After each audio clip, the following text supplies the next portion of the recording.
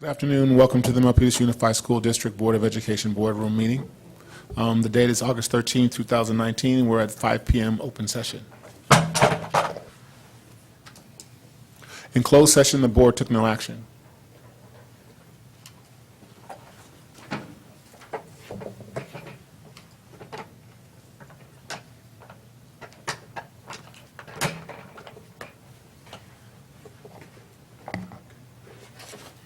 Comments from the public. Members of the public may address the board on any subject not on tonight's agenda. However, provisions of the Brown Act, Government Code 54954.2a and .3 preclude any action. As an unagendized item, no response is required from the board or district staff and no action can be taken. However, the board may instruct the superintendent to agendize the item for a future meeting. If you would like to address the board on any item on this agenda, please complete the green request for visitors form located near the entrance of the meeting room and hand it to the communications specialist. On the form, please list the agenda items which you'd like to speak to. When your name is called, please come to the podium, share your name and address for the record, and limit your remarks to 2 minutes for individuals or 5 minutes for a group. At this time, I'd like for the board to review and approve the open session agenda. Move to approve the agenda for open session. We have a motion to approve the open session agenda. Is there a second? I second. We have a motion and a second. All those in favor? Aye. Any opposed? Seeing none? The meeting is open.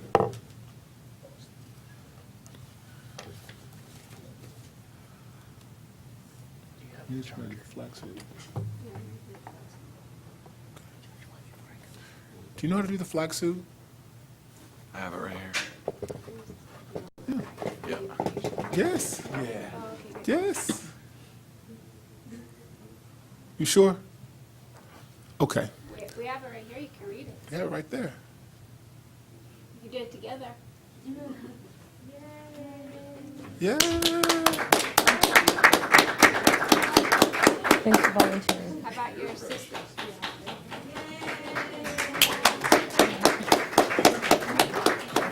Charger for the second part.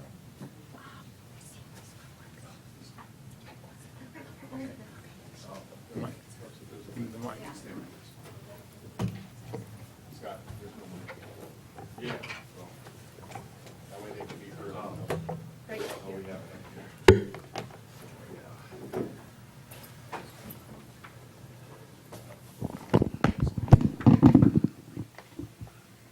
My name is Maricela Gavidia, and I'm going to attend Thomas Russell Middle School. My name is Mauricio Gavidia, and I'm going to 4th grade in Kurtner Elementary. Please rise, remove your caps, and join with me in the flag salute. Ready, begin. I pledge allegiance to the flag of the United States of America and to the republic for which it stands, one nation, under God, indivisible, with liberty and justice for all. Thank you. Thank you. Good job.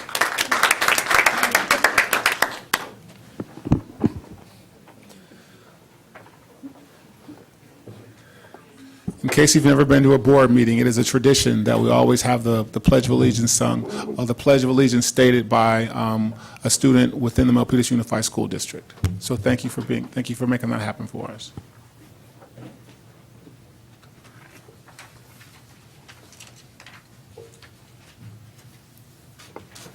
Now, comes from the public. Item 11 on the agenda. We are now at item 11 on the agenda, and that's the MUSD 2018 to 2021 strategic goals. We have 5 primary strategic goals. Strategic goal number 1, build a culture of we that engages parents, staff, and community partners in supporting student success. Strategic goal number 2, improve communication systems for better outreach to parents, students, staff. Strategic goal number 3, develop educational pathways that allow students to apply their passion for learning for their future careers. Strategic goal number 4, focused services and support systems to ensure that all students are engaged in their learning and are making social, emotional, and academic gains. Strategic goal number 5, identify creative, student-focused strategies to accommodate enrollment growth and ensure healthy learning environments. Superintendent's report. Yesterday, we held our welcome back rally for all of our MUSD team members, and it was well attended, and thank you, President Norwood, and also CSEA President Michelle Kessinger for your remarks. It was a great segue into our culture of we and strategic goals that we discussed. And we also talked about safety and the number one thing that we as team members can do right away, which is something that in the community we can do as well, which is to acknowledge people that we see with a hello. And then on our school campuses, for those who aren't wearing their badges, so parents, this would include you, please expect that our team members will be saying hello and asking if they can help you find your way to the office, because when we had our threat assessment done this past spring by the experts called I'm Ready, they explained to us that that's one of the number one preventions of violence. Along that note, I'd also like to share with you, board and members of the public, that our Chief of Police, Armando Corpus, is drafting a letter and has asked me if I wouldn't mind sharing it with the parents, and I will be sure to do that tomorrow. But in the community, he also, with his team, is working to ensure that we have a community that's as violent-free as possible, with all of us working together as one. And on that note as well, I'd like to just report that all of our team members were learning a lot of new things, as well as revisiting some old things, all in an effort to meet our strategic goals. And I think our next is our executive cabinet report. So we're running a little bit behind schedule, so just pick one thing to highlight, each of you.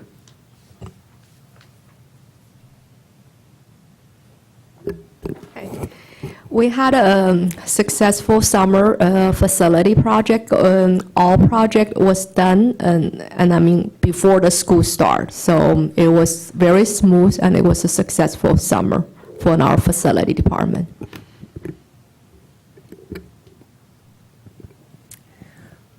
Well, I am very proud to report that we were really busy during the summer. We had a very successful summer school, as well as hire some new staff. I'm really happy to introduce Michelle Ekret, who is going to be the senior secretary for the Learning and Development Department. And we also hired as administrative assistant for our director of our director, Dr. Barnes.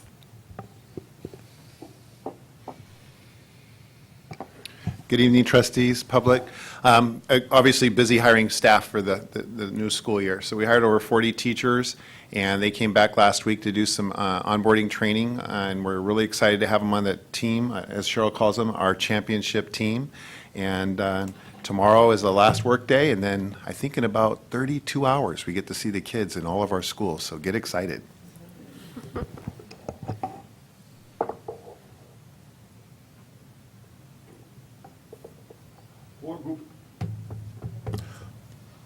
Oh, principal's report. Oh, we didn't have that. 'Cause we- Let's see, principal.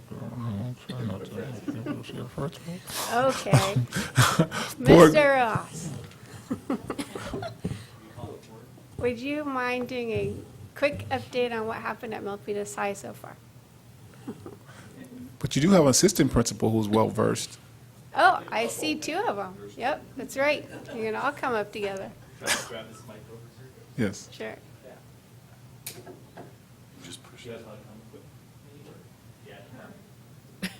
So we're here to just observe and witness the special board meeting with the people who are applying for the board vacancy. But since I've been summoned to the microphone, we do have a lot to share, and I'll keep this quick.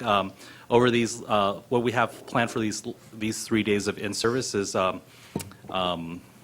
it's been a really great time at Milpitas High School with all of our staff back. They all returned yesterday, including our classified staff, and we've included our classified staff in our staff welcome yesterday after our district welcome, as well as through our professional development rotations today. And so today was the day we did a lot of learning together as a staff, classified and certificated. We started out this morning with breakfast hosted by our PTSA. And we invited our staff to join our PTSA as they provide us with scholarships as well as grants for our teaching staff. That was followed by a 45-minute presentation by Alum Rock Counseling Center, who will be working closely with us around drug prevention and drug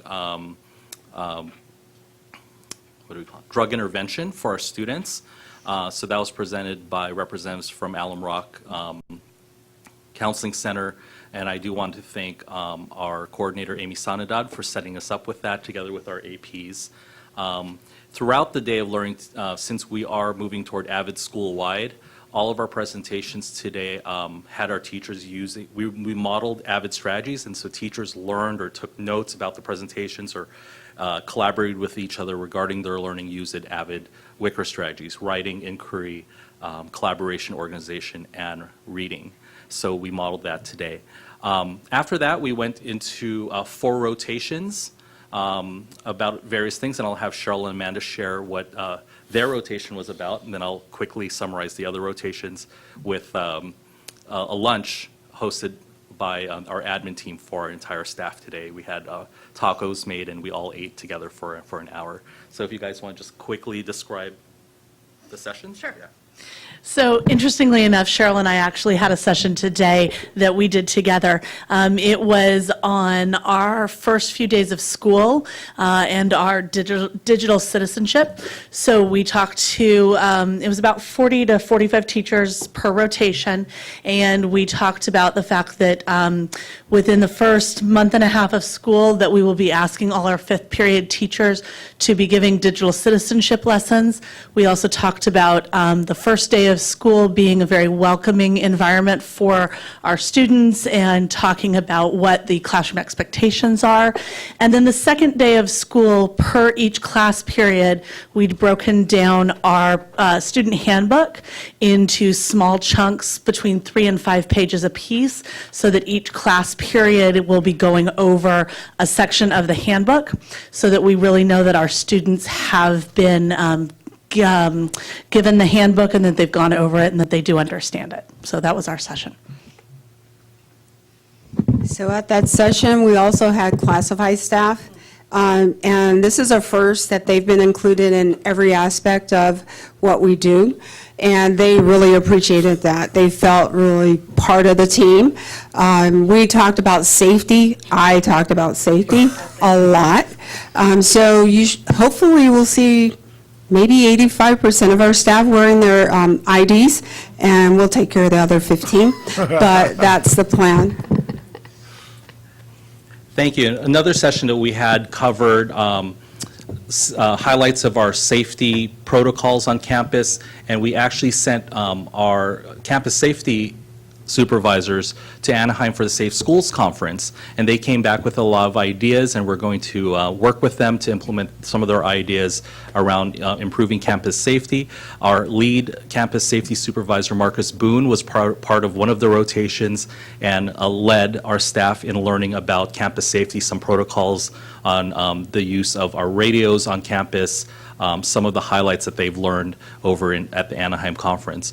Also, one of our staff secretaries, Lori Louie, led a portion of one of the rotations around our attendance protocols today. So we had our classified staff members lead some of our PD today, and it was great to see them there. And we're sending more of our classified staff to professional development moving forward, with the next one being the ARIES Summit in Santa Clara in September. So we had a variety of rotations today. Everyone participated. We had a passport. If you participated and were there, you got the stamp. You turned in the stamp at the end. It was fully accountable for. But I think the highlight of the day, and I'm going to end with this, is this morning, right after breakfast, I listed in front of all the staff all the professional development that we participated in over the summer. And we sent over 50 teachers during this summer to various professional developments, from Avid Summer Training, Advanced Placement Training, Project Lead the Way Training, collaborated math engagement training, what else? The Safe Schools Conference, the list goes on. And I invited them, the Stanford Institute. And we invited the staff members to come forward and just give a little, like, what was their takeaway from that participation. And I concluded that portion of the morning with our biggest investment at Milpitas High School is our staff, because if it wasn't for them, we wouldn't be able to provide this great and excellent education for our students and our families. So with that, thank you for a great opening of school and for all of your support. And this is going to be an amazing year at Milpitas High School. Thank you. Thanks. Thank you. Thank you, Francis. No questions? Yeah, no questions.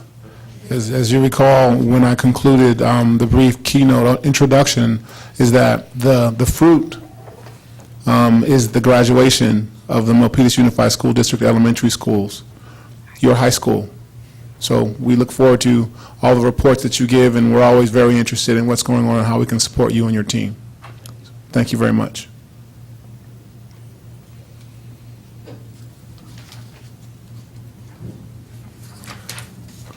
Board group agreements. For those of you that are new to the board meetings, I have the agenda here, but then the agenda is also on the screen there in case you're wondering where we are as far as the agenda. Board group agreements are provided for the board's ready reference as a reminder of our conduct as elected officials. You are available to read that at your leisure. Board communication requests. Part of the agenda provides school board members the opportunity to report on their activities as elected representatives. School board members may request the placement of items on future board agendas, relay information from the community, or request information from staff. The student board representative reports on the school and student activities. At this time, we will do the board communication requests. We'll start with Michael Sy. Actually, gotta go later. Like, Okay. Kelly, are you ready to go? Board group agreements. Sure. Board communication. Want me to report what I did? Yes. Okay.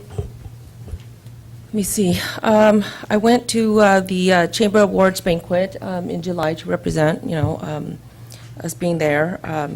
Not long ago, we had the summer school graduation for Cow Hills and Milpitas High School in this room. I didn't know we did that, which is kind of nice. And then we also went to the Welcome Back rally. And what was that one with Board management dinner? the board management dinner, and then there was one that you had me go and, the one that you had, that Oh, Chris had Math me. Easy. Yeah, Math Easy. That was, Chris asked me to come and speak in his place, and I was able to throw out some of my Vietnamese language. So that was kind of nice and was different, but I enjoyed it. Thanks for the opportunity, Chris. Good. You're welcome. Han Yen? I did everything that Kelly did, except for the Math Easy, to make this short so that we can move on with the agenda. Okay. Michael Sy. okay. Went to the back-to-school rally earlier in the week. The board and management dinner, saw some funny videos with some of the teams singing songs. Went across to some national night out events that same night. Earlier we had the Rotary barbecue with Han and Kelly at Jen's house. Also spoke with a number of youth as part of a civic leadership program called YAPA. And checking my calendar to see what I did.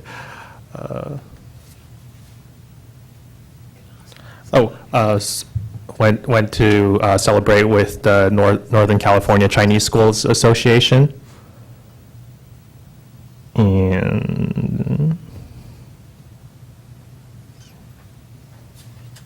oh, yes, and we did a strategic planning meeting for Career Tech as we're kicking off the new year at Metro Ed. Thank you. Forgive me, we do have our newest student board member this year, Kush Brombat. I know that you are back, but you're going to get used to the fact that each time we have a board meeting, you're going to report out on your activities as well as what's going on in the district. So if you'd like to share a little bit about what you did this summer, that'd be great. Wait, does it have to be related to school? You're a kid. This time you'll get a pass.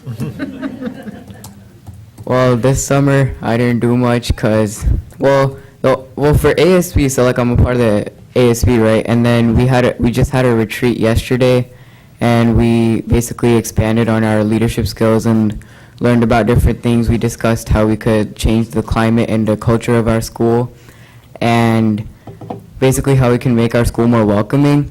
And one thing that we're doing extra this year is actually on the first day of school, which is on Thursday, as many leadership students as we can, we're going to go out at 7:30, and we're going to stand at all the entrances of our school and welcome all of our students in by holding posters, getting to know them, having authentic conversations and stuff like that. Yeah, so that's something new incorporating. Awesome. Thank you. And we look forward to your input this year. Thank you. This summer, I had a number of different opportunities. Met with Silicon Valley Community Foundation to learn more about how they partner with school districts in securing additional funds. Went to Flex Factor, where two of the Milpitas High School students participated in sharing a project that they worked on last year. We had the Cal Hills Milpitas High School summer school graduation. There was a computer science program sponsored in part by one of our corporate partners at Cal Hills. I got a chance to attend that class, as well as the elementary, middle, and high school summer school programs. Got a chance to stop by and say hello to our students.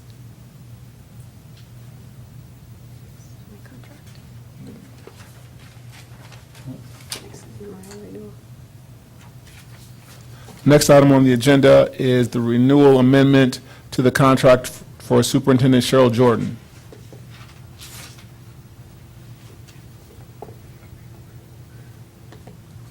The employment contract for Superintendent Jordan is presented to the board for approval and public ratification. The contract term is extended by 1 year from June 30th, 2021 to June 30th, 2022. The board shall review the superintendent's performance by June 30th of each year, and the term of the contract may be extended by 1 year each year thereafter, providing the superintendent earns a satisfactory evaluation by the board.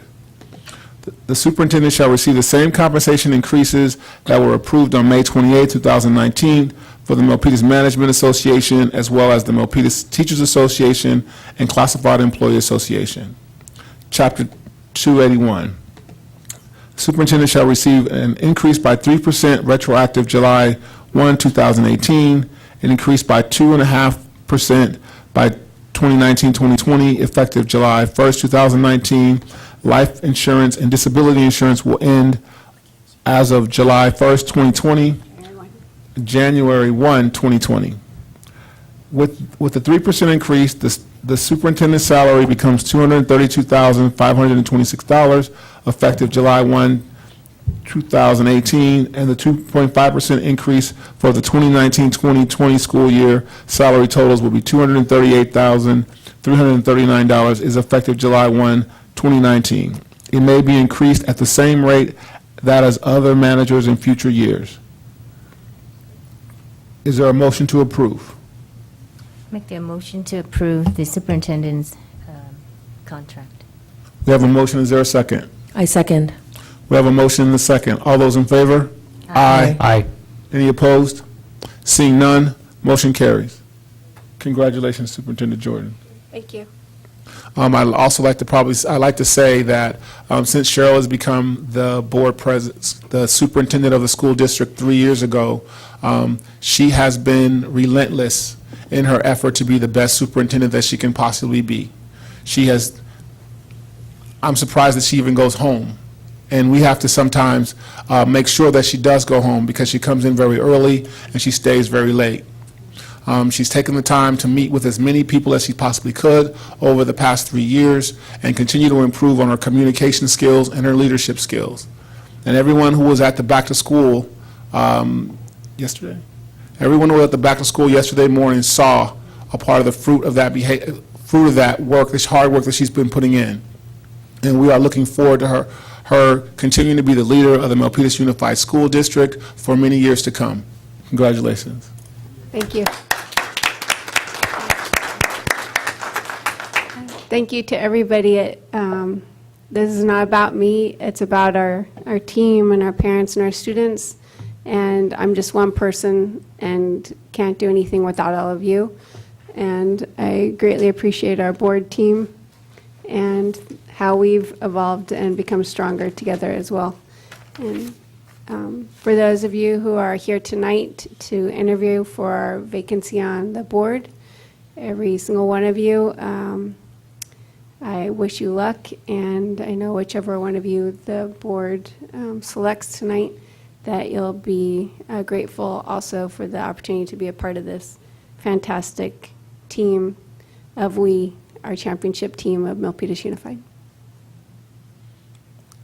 And I would be remiss not to bring up the fact that we are the culture of we.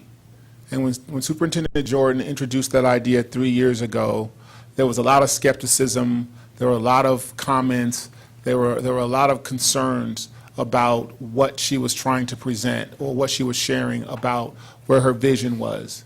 And now, as we continue to work together, work stronger together, realize that we have differences of opinion, we have different ideas, but we work together, our many different languages, our many different socioeconomic backgrounds, we can work together and continue to make Milpitas Unified School District one of the best districts in the Bay Area, if not the nation. That's our goal and our objective. That's right. With that said, we are on the main event for the agenda tonight, and that's filling the board vacancy by appointment. So if I could take a moment, President Norwood, to explain the procedures to everybody. So the board members have 8 questions that they will ask each applicant, and they'll score each applicant's response on a scale of 1 to 5, with 1 being poor and 5 being excellent. And they'll submit the scores for each person to me as the secretary of the board, and I will calculate all of them. In addition to that, the board has a ranking sheet, and it looks like this, and starts with the first candidate. So the way it works is after the first candidate is interviewed, then that person is number 1 because there is no other person for you to compare with. Then the second person will interview, and at the end of that person's interview, then you'll take a moment and you'll determine between those 2 which one is number 1 and number 2. And then the third person interviews, and at the end of that interview, then you take a moment and determine who's number 1, number 2, number 3. So by the end, you have who you each individually feel is the top candidate. And then at that point, you'll pass those down to me. I'll look to see if we have somebody in common. If not, who the top 3 are that are in common, if it looks like that. And the board will discuss, based on the scores as well as the rankings, who you want to select. And because this is not something that the Brown Act allows to be done in closed session, it will have to be an open session discussion. For the applicants, Mr. Forstner is going to escort you to the executive cabinet room over here, where you can wait till it's your turn for the interview. And then after you interview, you're welcome to stay and listen to those who come after. But the reason why we do this is because it is a way for us to provide in other words, a level playing field as best as possible. Does the board have any questions about the process? Okay, also, each applicant will have 20 minutes, and who's going to do the timer? Okay. So I can help if you'd like with keeping track of time. Thank you. Okay. So then, Mr. Forstner, if you could take everybody into the executive cabinet room except our first person, Ms. Patricia Bohm. And there's a seat up here for you. You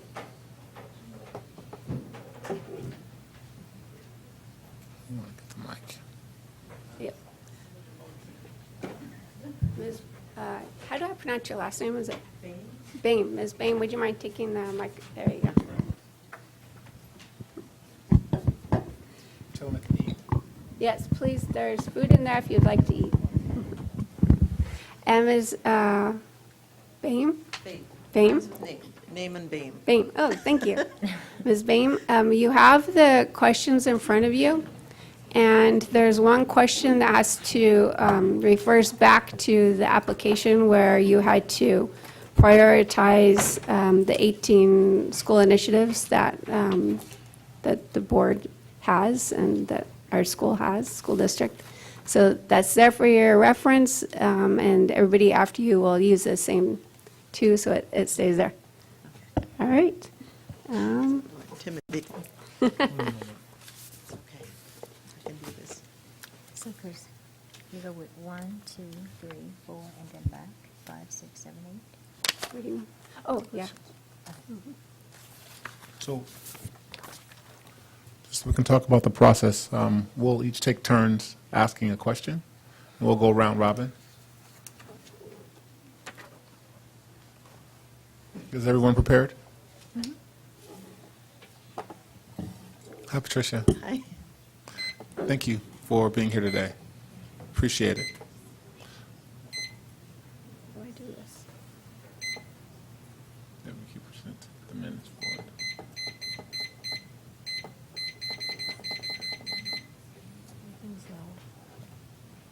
Okay. Let me finish reading the question. Okay. Kind of like on Family Feud, they read the question and then the thing goes, right? Right. Okay. What is it about being a school board member that interests you? For me, I think, does this sound? I don't know. Can you guys hear me? Oh, no, it's not on. Push the button. Bottom. Not on the bottom. Okay. Oh, it is on. Hello? Yep. Yeah. Just got to get real close, huh? Up close and personal. Okay. All right. So for me, my kids went through Milpitas School District, so I started out as a volunteer when my kids were little. I went on, I was an instructional assistant in the school district for 10 years. I was a teacher for 4 years before I moved out of district to another district to teach. And for me, I've always had a fondness for Milpitas High, well, Milpitas High in particular, because that's where my kids graduated from, and it gave them a really good start for the rest of their education. And I think I'm just interested in getting to know what happens more behind the scenes, because I've seen what happens at the school district site, pluses and minuses, and so I just think I can bring good perspective to the, Thank you. and I'm nervous. Hi, Patricia. Hi. What skills and insights do you bring with you that will support us in our MUSD vision and mission? I think one of the things, I really like the new focus on the we and the inclusiveness that I am sensing in the district. I was a special education teacher. It was always a push for us for full inclusion for our special ed students, to have them included in mainstream classes as much as possible. And also just, I think having worked here and worked in another district, I feel like there's some things that I saw in other districts, the other district that were good, that might be helpful here. But I also see some real strengths here, too. Thank you. So. Hi, Patricia. What should be the relationship between the board members and superintendent? I would hope it would be very collaborative and that it should be putting the students' interests first and whatever is best for the students, even though you may disagree on how to get there. I would hope there would be respectful communication and that everybody listens to everybody and assumes best intentions, so that even if you don't necessarily agree right off the bat, that you would think about it and give it some thought without just dismissing it out of hand. And just, I'm so nervous. Okay. Well, Patricia, school boards are charged with the responsibility of establishing vision and policies that impact learner outcomes and achievement. How would you do this? That's interesting. I would rely a lot right now on the people who are right there in front of me. And I would hope to draw on their experience. Being a new board member, I think it would take me a lot of time to I get to feel the culture of the different schools and also just get back into the sort of Milpitas culture.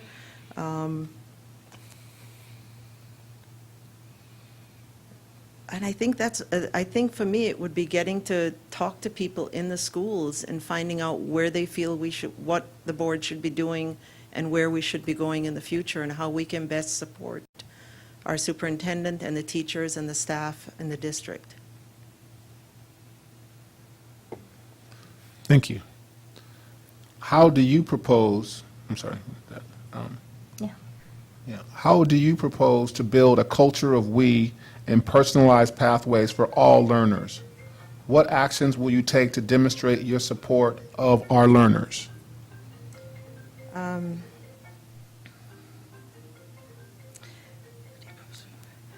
I think, again, getting to know everybody and talk to people and be as inclusive as possible, and letting everybody know that they are valuable, whether they're taking AP classes or whether they're at Cal Hills, wherever they are, that they have a role to play in society and in our schools.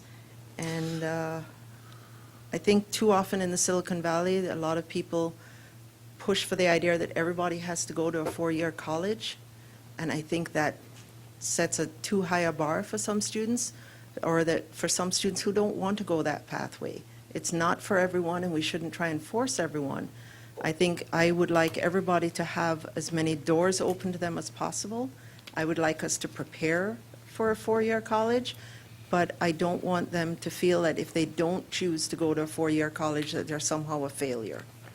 I think too often they get the message here that if you don't go straight to a four-year college, there's something wrong with you.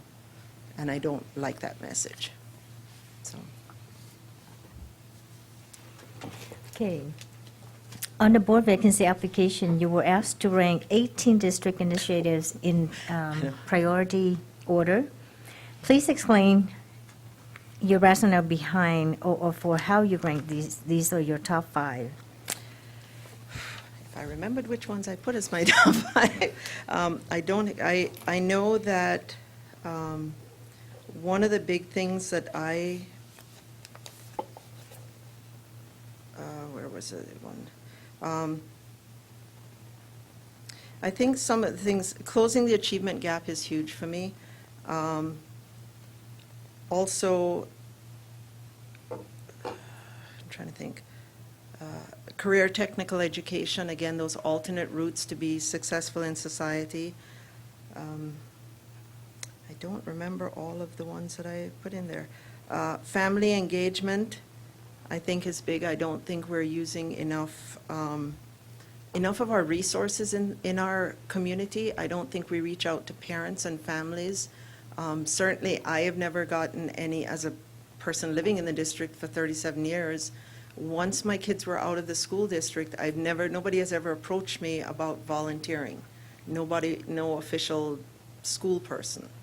I have friends still in the district, and I do things through them. But I think we could do a better job about engaging people outside of school and getting parents on board, because education is not just a responsibility of the schools. You know, it takes a village. It takes the parents. It takes the community. I think corporate partnerships are also good for, especially for some of the kids that are taking CTE classes, or students like at Cal Hills that are doing the project Lead the Way. I understand there have been some glitches with getting some internships there and money from the city for those. But yeah, I am, so.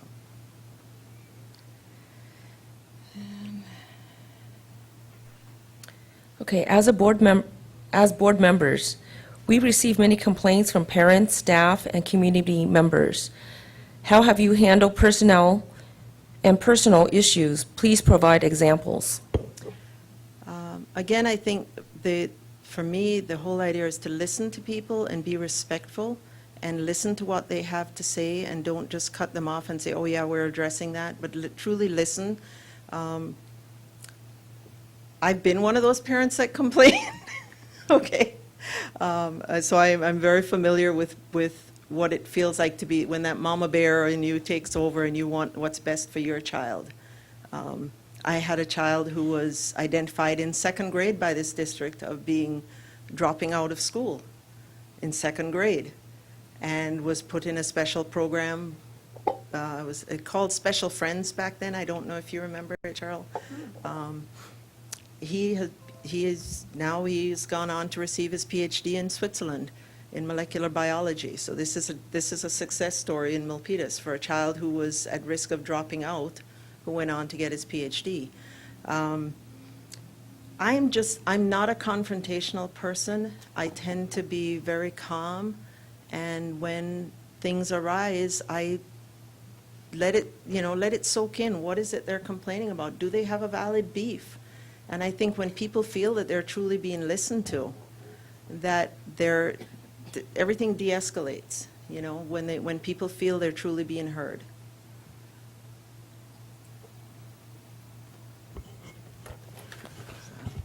Thank you.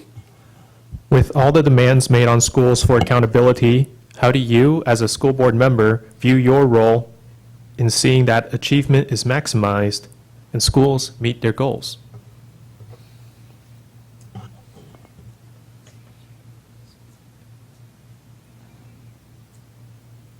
Again, I think by going out and talking to people in the schools, meeting with people, seeing what's going on. I know that one of the goals you have is about social emotional growth with a lot of kids and having more counseling services. And I think that's huge. And I think you can tell when you go on a school campus whether the kids feel connected to that school or not. And I think when you talk to kids, when you talk to students, they're usually pretty honest about how they feel about the school.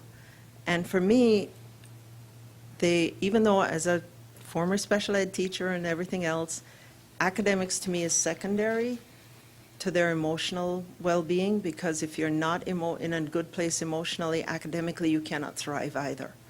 And so I feel like once kids feel that they're accepted, they're welcomed on their campus, that then the achievement will follow.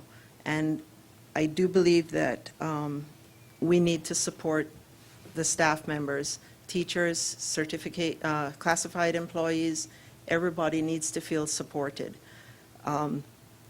Just on a personal note, when I was in the district, there was very much a sense of us and them between classified and certificated.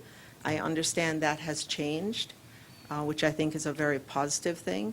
But it very definitely was a situation that existed 15 years ago. That has changed, so that is really good. But I think, again, talking to people, seeing what support they need, what kind of help they need, because if you're honestly listening, people will tell you, it may not be what you want to hear, but if you're willing to listen and willing to have an open mind, I think you'll learn a lot. So. was really nervous. These questions are terrible. Thank you. Sorry, so nervous. You're doing fine. You're doing fine. I was not expecting public. You will be given 2 minutes to give a closing statement. Please keep your comments to 2 minutes. Can we give her, since on the time, can we give her 1 minute to think about it? So we'll give you 1 minute to think about it, and then you have 2 minutes to prepare a closing statement, okay? So let us know when you're ready. All nervous.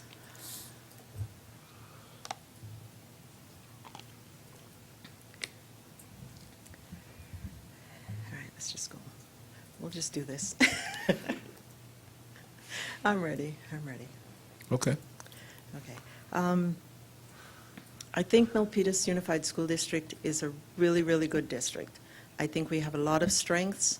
I think there's always room for improvement, and whatever we can do as board members to help bring about that improvement is going to be a good thing. But I think I look back at the time my kids were in school here and the support they had along the way. I had no idea. I came here from Jamaica. I had no idea how the American high school system went at all. And my kids got that information in high school without me. No, I just assumed that, you went through high school, you went to college, and off you went. And, my son came home and he was taking 4 AP classes his senior year. And I was like, wait, I thought your senior year, you were supposed to take it easy. And he says, no, Mom, I get senior years to get you ready for college. And, off he went. And I wasn't able to guide him through high school, but he got that guidance at Milpitas High. And I feel like everywhere along the way with my younger son, because he was sort of on the spectrum, he got that help in Milpitas. And I'm proud that my kids went to this school district. I had people that asked me when my first son was going to Milpitas High why I wasn't sending him to Bellarmine. And I said, because I think he can get a perfectly good education in Milpitas High. And he did. He got a wonderful education at Milpitas High. So I love the school district. Whether I get this position or not, I will still be involved with the district, one way or another. So that's just, but part of it is curiosity. I want to see the other side from being a teacher. Just a couple seconds. No problem. So that's fine. Thank you. Thank you, Patricia. All right, so now we'll give the board a moment to tally your score. So nervous. Question. Mm-hmm. Do we score the closing statement? No, No. but you could consider that in the ranking.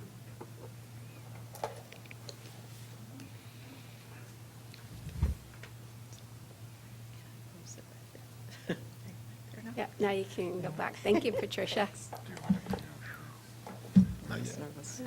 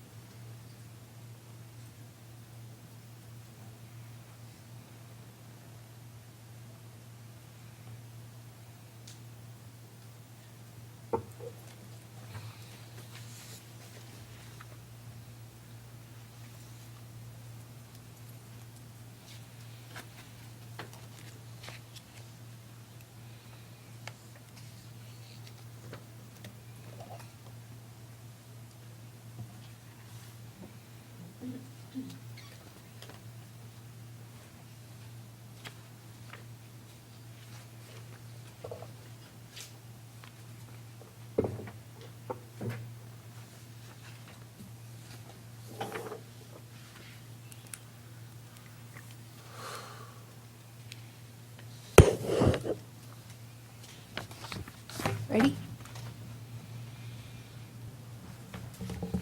1 minute.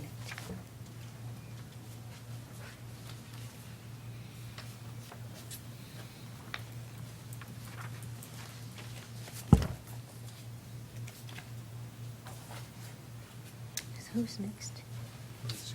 Huh? What is your? Okay.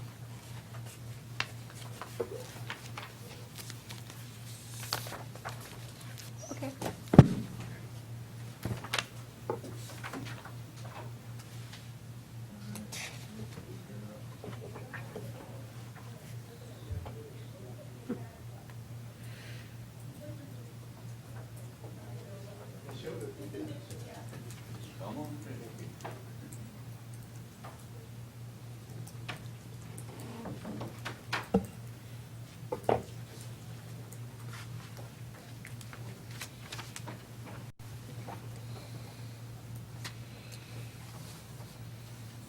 Hello, good evening. Good evening, Marissa.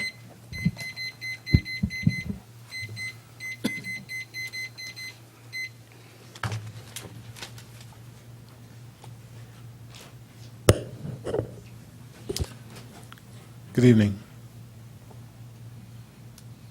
Is everyone ready? What is it about being a school board member that interests you? Well, I want to serve my community. I want to make a positive impact in the Milpitas Unified School District and to everyone it serves. I think it's very important. And I want to make sure that, well, if I can help, I'd like to see the school district keep going on in the right path. I think it's had its trend since I've been here is really good, and I just want to ensure that we keep continuing going in a positive direction.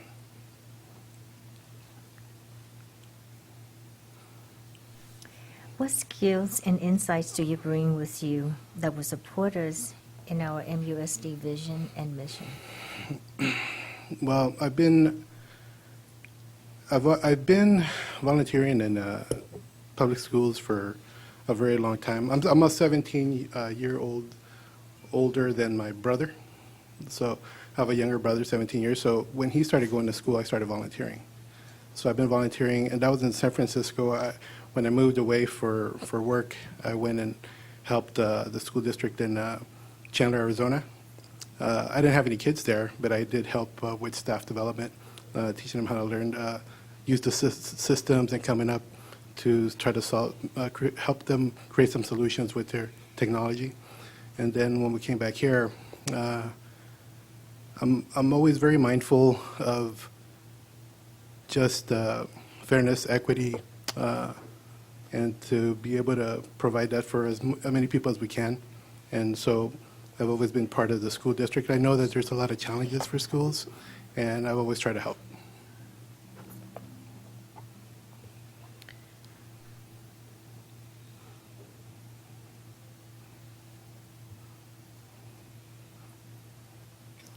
Okay. Hi, Mauricio. What should be the relationship between the board members and the superintendent? Well, our relationship is to hold the administration accountable, right? And also to provide some leadership and help guide the district in the direction that we see it should go. We represent the people that we serve, so that's our overwhelming responsibility. If there is any issues or concerns that we might have or that we hear from the public, then it would be for us to acknowledge those concerns, help facilitate those issues to go and inform the administration about them. And then that would kind of like be our way and then we rely on them to execute to our policies and resolve those issues. And that also we need to be able to make informed decisions, create good policy so that the administration has a good vehicle to work with to help resolve a lot of those issues. So let's just to help support teachers, schools, administration, and be a liaison with the public.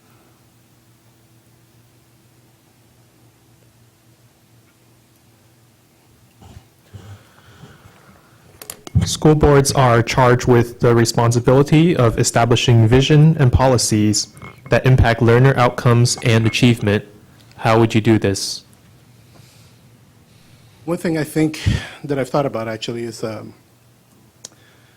there's always having a strong open door policy is really helpful where people do not fear any sort of negative impact for them coming forward and speaking of the concerns they might have or any issues that they might see.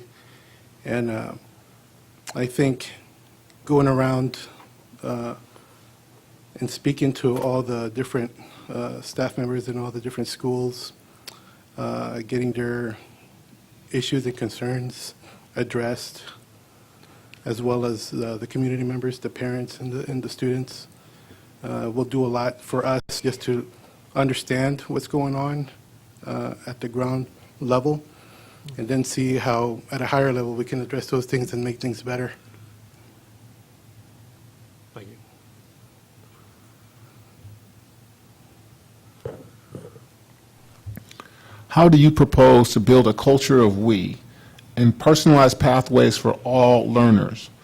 What actions will you take to demonstrate your support of our learners? I'd like to have good discussions and conversations with the members we serve. I think they are the end customer and beneficiary of our services at the school district, so the students and the families.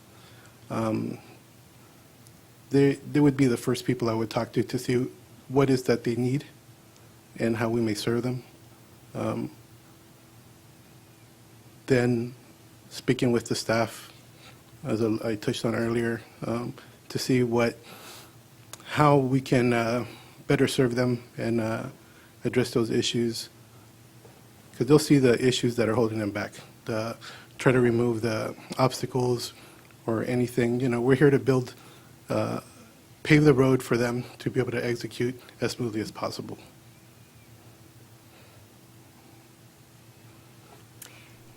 On the board vacancy application, you were asked to rank 18 district initiatives in priority order. Please explain your rationale for how you rank your top 5. So first and foremost is the safety of students and just the general community, really. That's always got to be first. I know secondly, we want to create a good learning environment, and so safety, if you don't have that peace of mind, you're not going to really be able to focus and learn, right? So that's number one. Making sure that families are engaged, making them feel like a partner in the education of their children is also very important. And I think we're actually very fortunate in that we have a very supportive community. So just to be able to engage them and have a more meaningful exchange and have a more meaningful partnership with them to move forward with that. That's what I think also helps, because I think we all know that early intervention is really the key to help set academic success for students.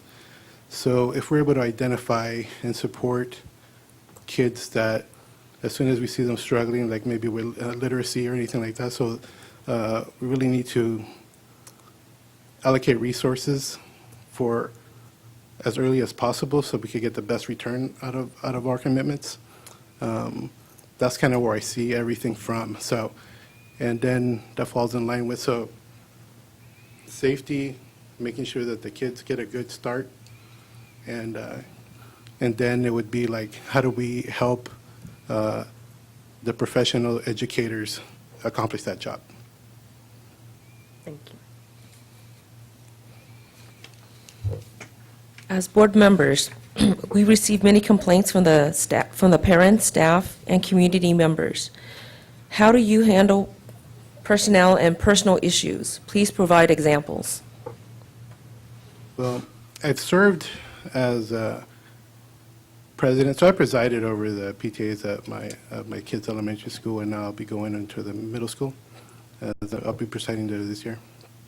And so I'm accustomed hearing a lot of different opinions, and you'll hear complaints and stuff like that, but, none of this is personal. Everybody just everybody that's coming up with a concern, it's a genuine concern. They're all pretty valid, right? And what they're trying to do is, they might go about it a little differently, but they also want to help improve the system that we have. So they bring those things to our attention so we can address them and create a better system, right? And I always think about, and I forget who coined this, but there's the quote. It said that, our biggest critics are our greatest teachers. So I always have that in mind. So when I always take everybody's comments and I hear them out, I ask for them what they think would be a good solution, and if they would like to help create a solution or participate in the execution of it, and to try to include them into resolving that issue that they might feel so passionate about. And for us, that's with dealing with the community. When it comes to the schools, is that we have to be honest and engage with teachers and administrators and let them know that these are the concerns that are out in the community, and then and also help equip them with the tools to resolve them.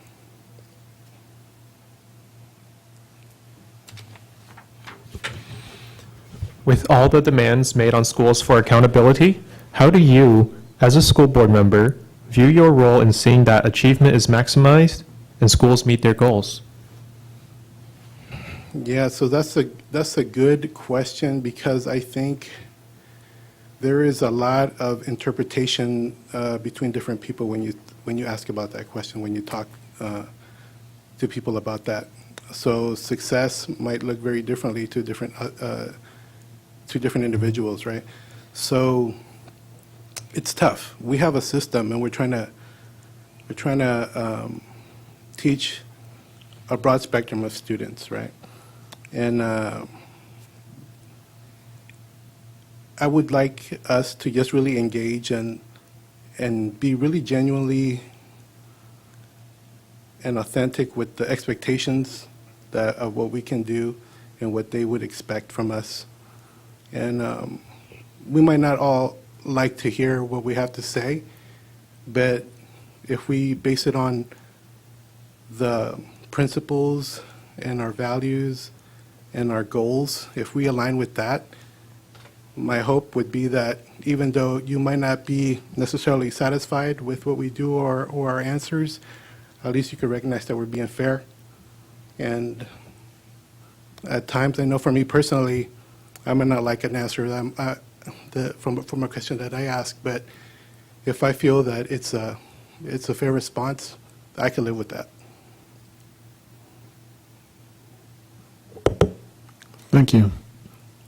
That concludes the interview questions. Now, at this time, you will be given 2 minutes to give a closing statement. Please keep your comments to 2 minutes. Before you do that, we gave the previous speaker a minute to prepare for that closing statement. We want to allow you to do the same thing. Once again, I'll repeat that. You will now be given 2 minutes to give a closing statement. Please keep your comments to 2 minutes.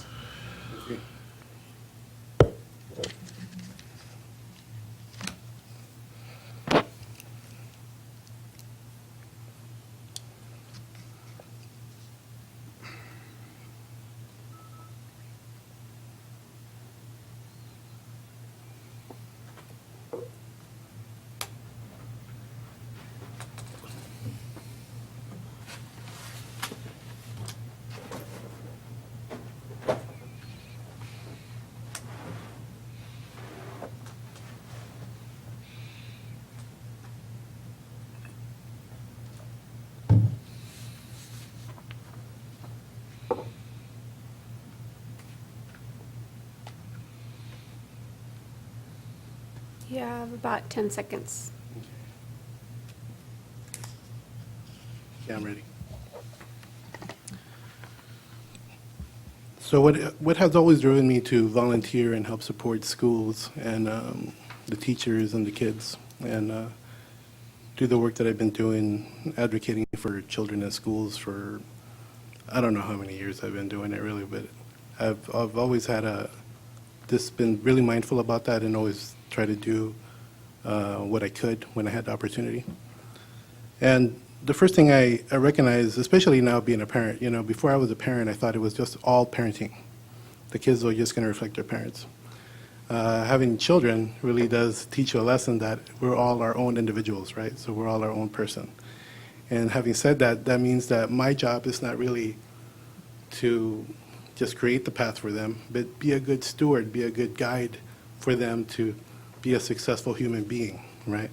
So that I want them to see them grow up, and this is about everyone now, grow up to have a good education, have fair and equitable education, try to provide as much opportunities for them to succeed. I want to see everyone be a productive member of our society. I want to see our electorate be an informed one so that we can better govern ourselves. And schools are an important, critical part of that. Without that, our democracy would really be in danger, our society would, and our economy would. So if we want those three things to thrive, we really need a school district, strong schools that really do prepare a well-rounded person. And I'd like to help be a steward in that. You have about 15 seconds. That's all. I'm done. Thank you. Thank you. Thank you, Maurizio. Thank you very No much.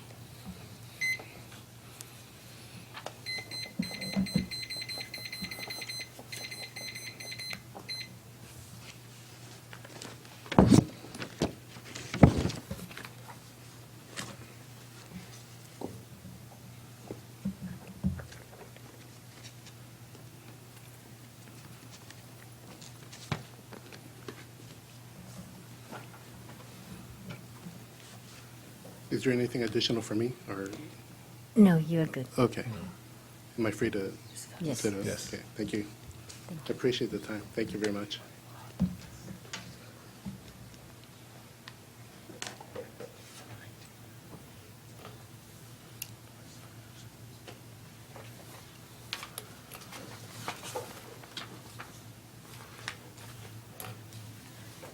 That's another candidate.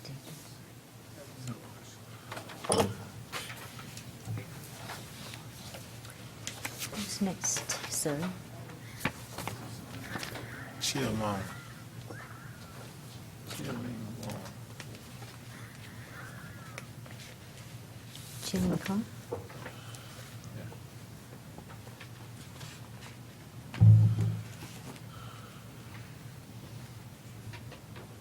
So everyone know how to use this right here? This is the one sheet with the, know how to use it?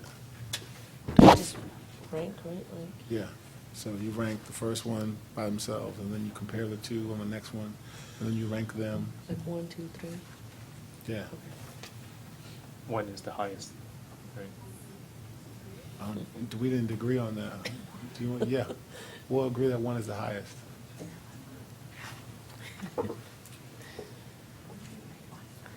One is the highest. Norma said it. We should probably reading classes. Your CDC conference this year should be just off the, it should just be bananas. You got all those, you brought in some great talent as far as our youth. Some of those teachers, I was like, you sure she's not a middle schooler? You sure that she's still not in middle school? Oh, there you go. That's our UC Davis kids. They're halfway done with their masters, too. You are gonna have a, I'm excited. so here, but here's the part you might not like, Norma. You're gonna have to hang out with them. You're gonna have to spend time with them outside of this. You're gonna have to spend, to hear their thoughts, because they're gonna wanna sponge off, they wanna pick up, and then. Oh, my goodness. I'm so excited for your, because they're gonna talk about, you got a social media community there. Oh, my God. That social media community that you have, as far as what they can. Yeah. Some that are coming to us from other districts that are just as excited. It's like a rebirth for them. They're so excited to come to be a part of this experience.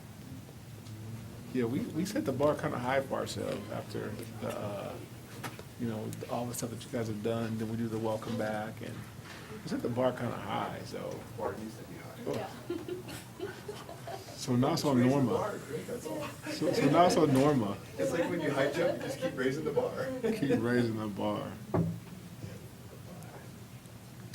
we ready for the next? Hey, wait for superintendent. And where's Michael? I don't know. Michael, where's he? Okay, there they are. That was the best presentation Cheryl has ever done. That's the best she has ever done. Cheryl's presentation? Cheryl's presentation? At the rally? At the rally? Ever. She walked around, she was flowing, she had the thing, I was like, I was like, look at you, you go. Well, you deserve props too. She keeps raising the bar. I try to come in and try to slide under, I'm like, oh, God, here we go. So we gotta work on your walking around now. Yeah. You're gonna slide like The speech is good, Hey, but just the hey, walking around, hey. from left to right. Don't come back. Oh, it's on. Oh, look out. man. Look out. You did. Look out. Look out. I'll bring props in. Yeah. I'll bring in props. Oh, my God. I'll bring out the, canned laughter and nobody laughs. oh, yeah. I'll bring in props. Yeah. Can we bring the next one out? Yep. Yep. That's how we roll.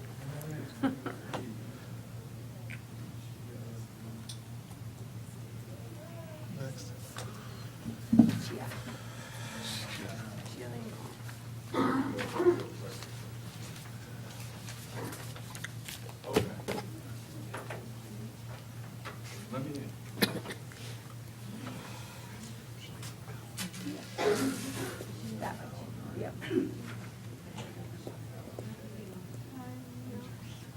You gotta escort them. Gotta escort them. Because they can hang out.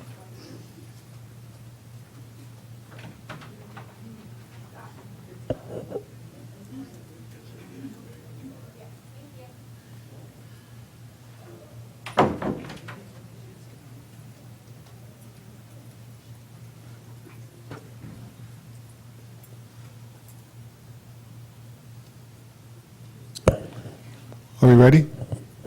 I am. Yes, sir.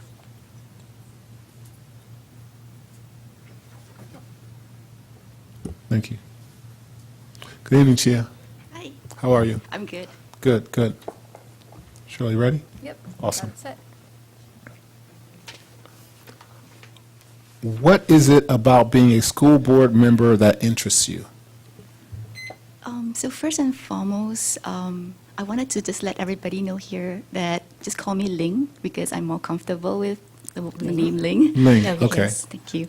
And then to answer your question, I have been living here in Milpitas School District for almost 12 to 13 years. I have 2 children who are in the district since kindergarten, and my older one is going to be 10th grade starting this week.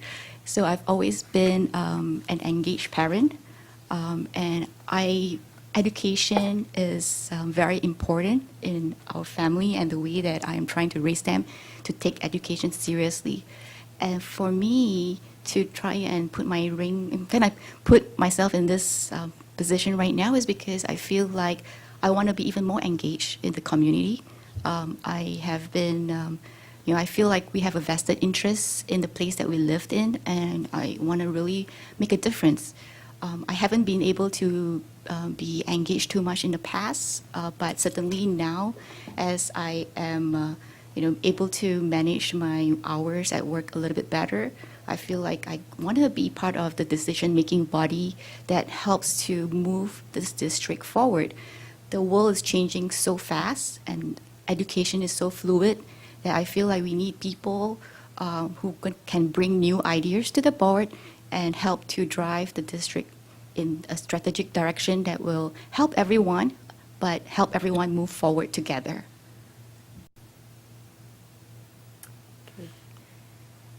What skills and insights do you bring with you that will support us in our MUSD vision and mission?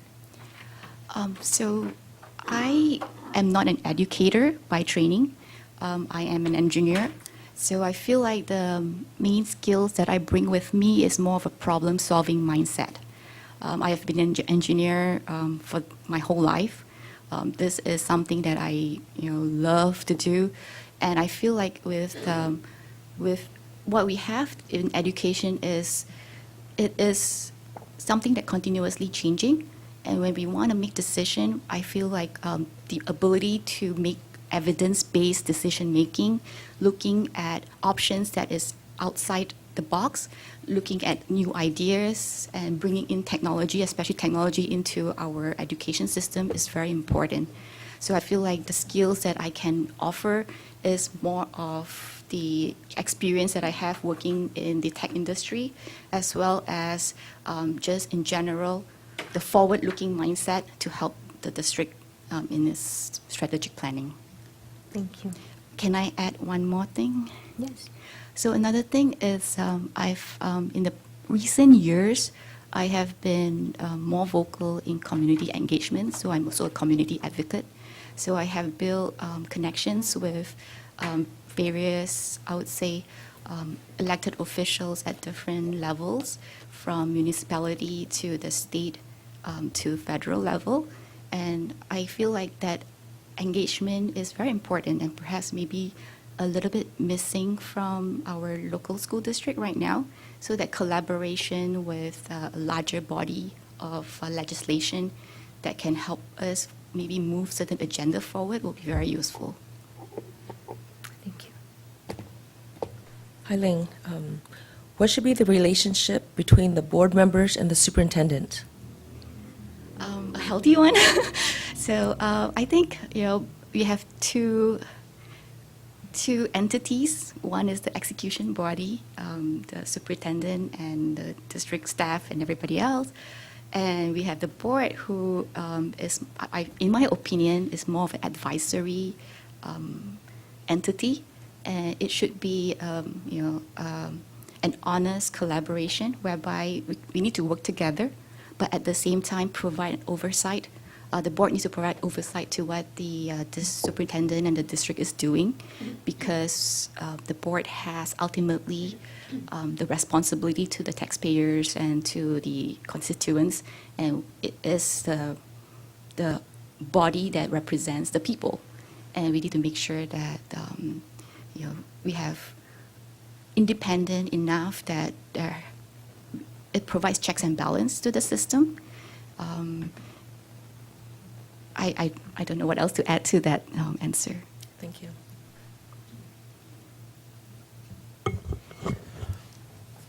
School boards are charged with the responsibility of establishing vision and policies that impact learner outcomes and achievement. How would you do this?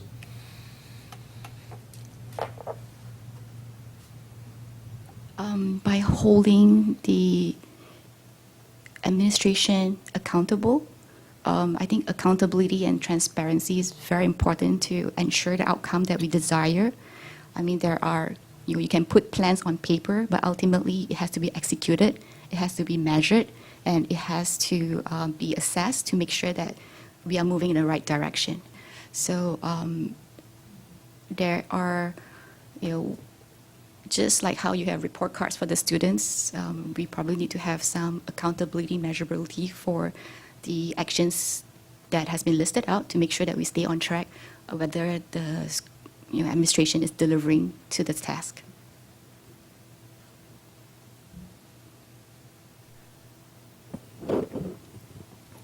How do you propose to build a culture of we and personalized pathways for all learners?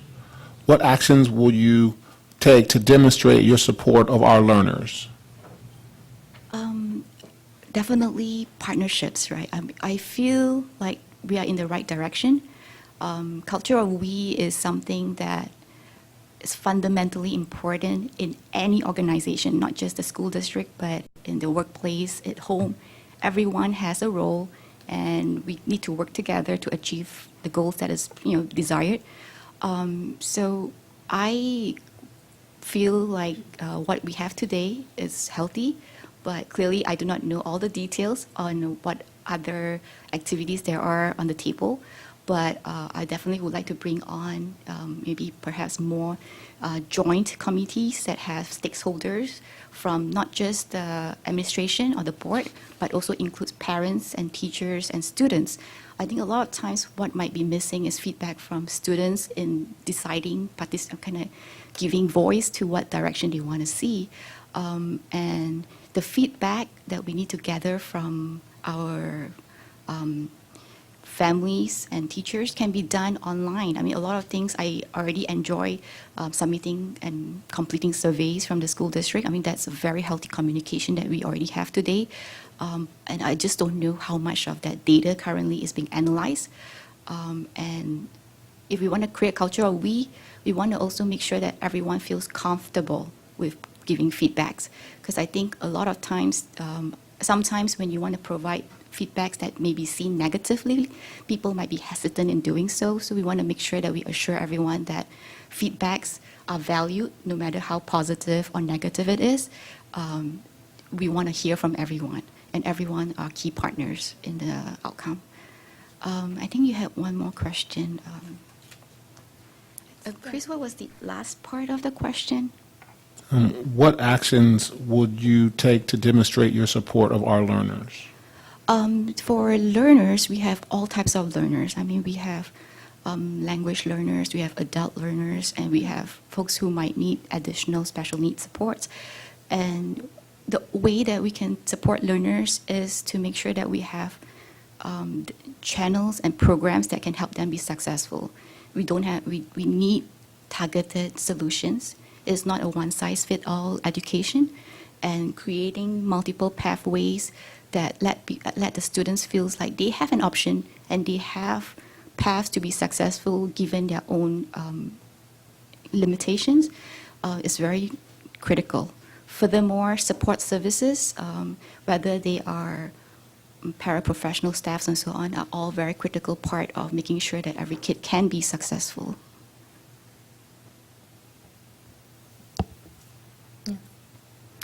On the board vacancy application, you were asked to rank 18 district initiatives in priority order. Please explain your rationale for how you rank your top 5. So in my application, I actually put down my thought process on how I was ranking the priorities.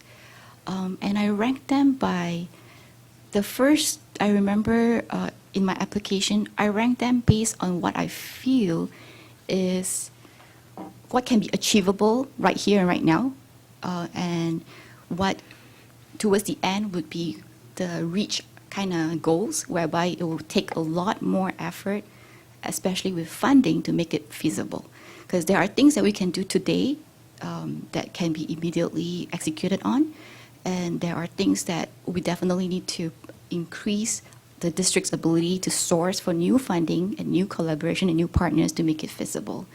And there are things in the middle that I feel are perhaps ongoing initiatives that needs to be reassessed to make sure that they are still effective. Thank you.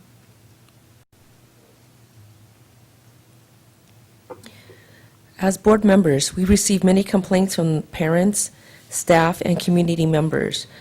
How have you handled personnel and/or personal issues? Please provide examples. I think my nature is I'm a listener first, and I'll ask questions second. I think a lot of times with making sure that we respect feedbacks, because a lot of times if parents are coming up to us for making complaints, they care. They would not be complaining if they don't care about the situation. And it may not be completely accurate, whatever they're complaining about. That's why there still needs to be due diligence that's put into making sure that we understand the whole situation. Listening is the first step. Second step would be to make sure that we pull in the parties that is being implicated here to get a fair shake and understand the situation thoroughly before making any recommendation. But every complaint or every concern, I strongly feel like we, as a board member, would need to address.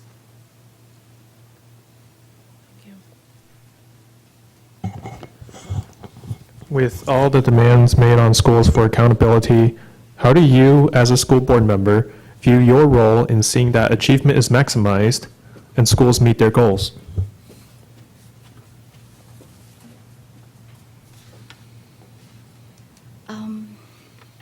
There are a lot of I want to bring up like results and metrics again. I mean, a lot of data has been collected from our students, and the analysis of that data is a way of making sure that the instruction or the programs are actually taking effect. It has to be done in a cadence that is frequent enough such that any program can be measured after it's started in phases, and making sure that the trajectory is trending upwards or in a positive manner. If there are data sets that comes back and you can feel like they are starting to show a trend that is going in the wrong direction, intervention is critical, because if we do not correct the first time we see evidence that things are not working out, we're just letting the program go in the wrong direction. So accountability starts with looking at data objectively and looking at data also in a way that we look at trends, not just whether or not it achieves the goal.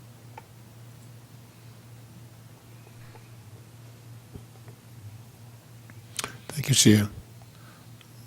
Thank you, Lang. That now concludes the 8 questions from the board. You will now be given 2 minutes to give a closing statement. Please keep your comments to 2 minutes. Each of the previous interviewees were given 1 minute to prepare for the last 2-minute closing statement, and we are going to offer you the same opportunity. I'm just going to speak from my heart. I'm here because I wasn't sure if anybody was going to step up, because the school district is a very important part of this community. And as long as I live here, and I intend to do so for many, many years to come, I mean, because I have children who are still going through their schooling here, and one of them has told me that he's never moving out from Milpitas. This is where he's going to stay for the rest of his life. So you can bet on it that I am going to be here for a long time, and I feel that as much as each of us care about our own children, we also care about our future. And for me, I am very privileged that I was the product of a public school system that worked not for just the rich or the poor. It worked for everyone, and it's something that continues to evolve. And I definitely want to make sure that Milpitas School District stays the same way, that it's continuing to evolve and continues to be successful and continue to serve its students regardless of how it's changing demographics. It's changing over time. It will continue to change. Change is inevitable, and the only way that we can manage our change is to make sure that we have board members who cares, who are willing to be, to think out of the box, willing to be progressive, looking at new ideas and try out new things. And that's where I'm so excited to to try and apply to be on this board, because I feel that this board has demonstrated that it is willing to be progressive. It's willing to take a step forward. You have 20 seconds. Oh, okay. To take a step forward, to lead in trying new ideas, trying new things. I mean, this board is taking on a lot of activities that further the opportunities for our students, and we can definitely do more. And that's why I really want to be part of it, so that I can be part of the team that makes this a success. Thank you. You're welcome. Thank you. You're welcome to stay. All right. Thank you.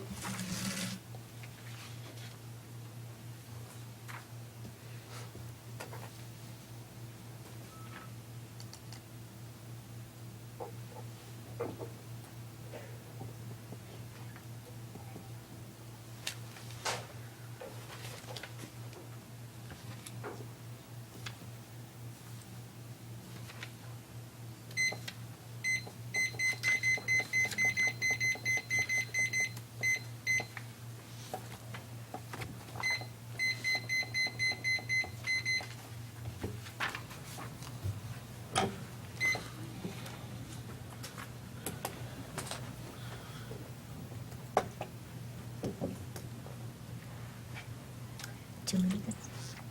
Hmm? 2 minutes? Yep.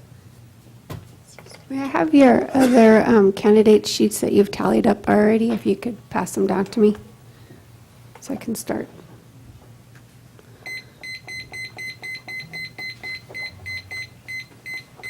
Wait, they can't go back and change them?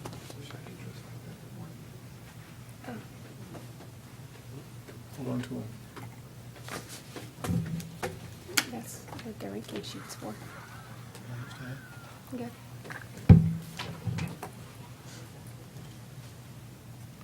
Over 2 years. Got on the San Jose State for the teacher credentialing program. Wow. Teacher credentialing or intern? Teacher credentialing program. Cool. Special ed by any chance? I have special ed. I have a really good friend who does special ed. Oh, yeah? We need 8. I'll call her tonight.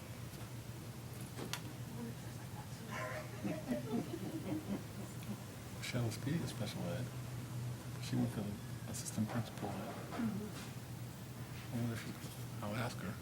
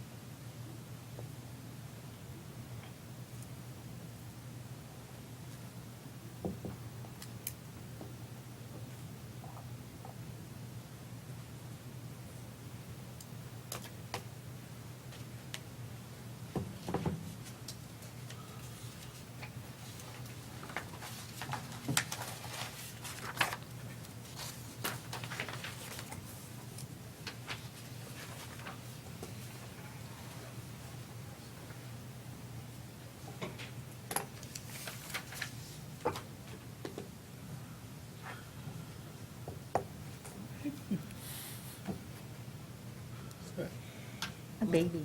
What's the hot shit?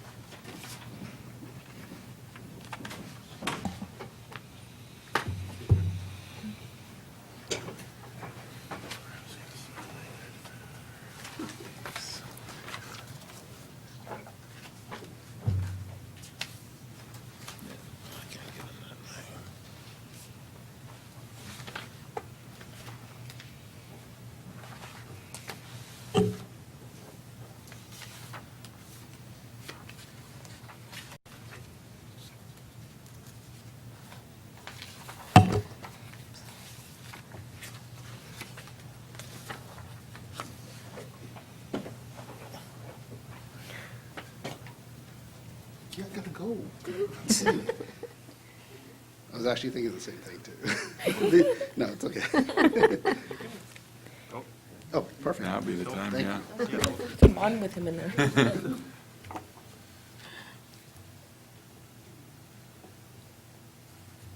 Does anyone in the waiting room need a bathroom break, maybe? Let He me just check. did that, Oh, but you can check him I out. thought we locked him up.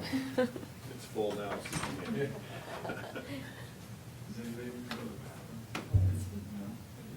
okay.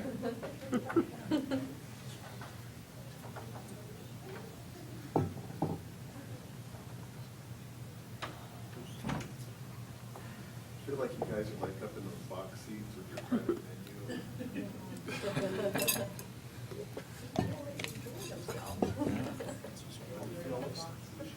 Bring it up for everybody.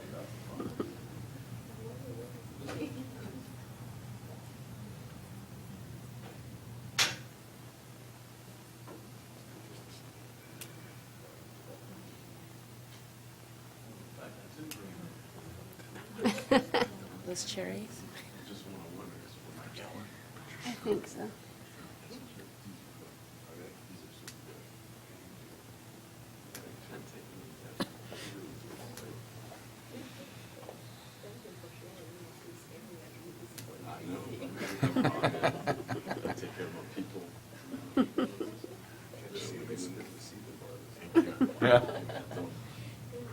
Thank you. One of the competitions.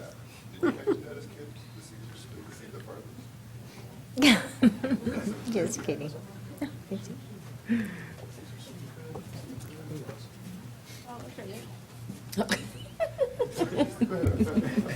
I'll take the box and like.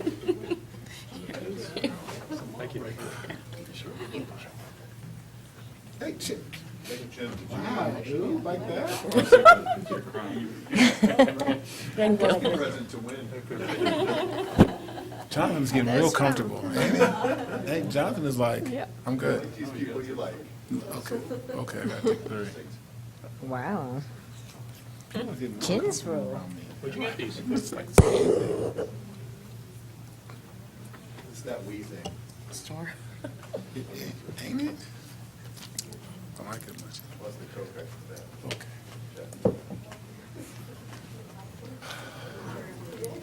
I really like cherries, but for you, I'm going to hold off, right? We're just going to kind No, of feel free. get to it, right? Here we go. Is there a whole box down there?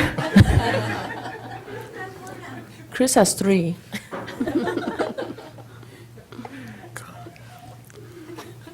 How do I pronounce your name? Just call me Min.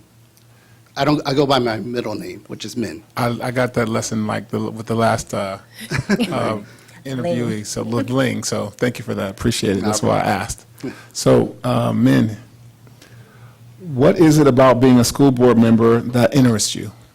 Well, honestly, that's a really great question. And really being a parent of 3 and having my child really coming into first grade and go through the school system, it is really important to me to be as involved as much as possible with not just my kids' education, but building a community. Because as a parent with two working incomes, we don't have a lot of time to spend with our kids. And the kids spend a lot of time at the school. And in order for them to really facilitate and grow, we're really just leaning on our, teachers and educators to really guide our children really through everyday life lessons and learning characteristics. And through that, I've been personally actively involved with my company and a lot of volunteer service. At the same time, teaching my kids the same values and ensuring that is passed on to them. All right. What skills and insights do you bring with you that will support us in our MUSD vision and mission? For myself, I have always been in a leadership role. Where I work, I'm a division supervision manager, managing a workforce of advisors. And within that, there are challenges as well, because everyone has a personal agenda. But with that, we have to have the vision to execute on a strategic leadership plan. So for myself, I've always been very level-headed, always wanted to escalate and debate, and really come to a collaborative decision and to really ensure that we've really achieve the best outcome possible. I think from my perspective, that's a lot of value to bring into the board, as well as, just really a new perspective. I think with our children's education, things have changed. I hear from a lot of parents that, hey, what I went through the education, I didn't have to do a lot of this, core education curriculum. And it's a little different. We're challenging our kids to think more for themselves than to memorize, the multiplication table. And from that perspective, it's trying to evolve and really bringing that to the board.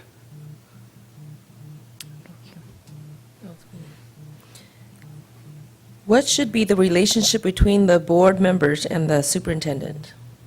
So I view it as a partnership more than anything else. The reason I say that is because there are checks and balances, but at the same time, we all have the same goal and vision to really enhance our children's future and improve the standards within our community. And in really working in partnership, that's really where you get the best outcome and being able to support one another.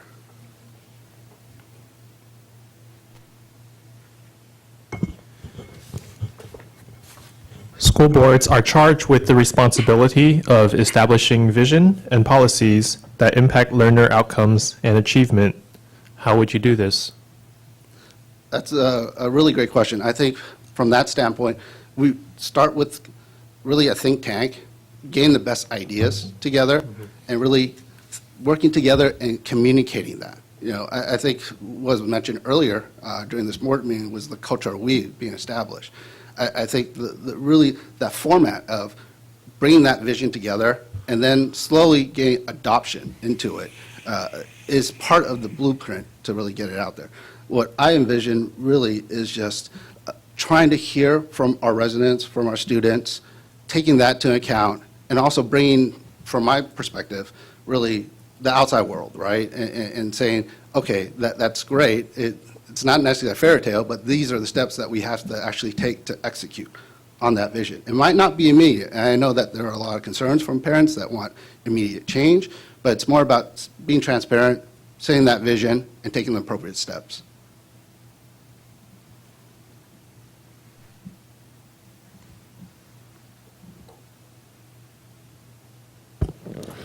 How do you propose to build a culture of we and personalized pathways for all learners? What actions will you take to demonstrate your support of our learners?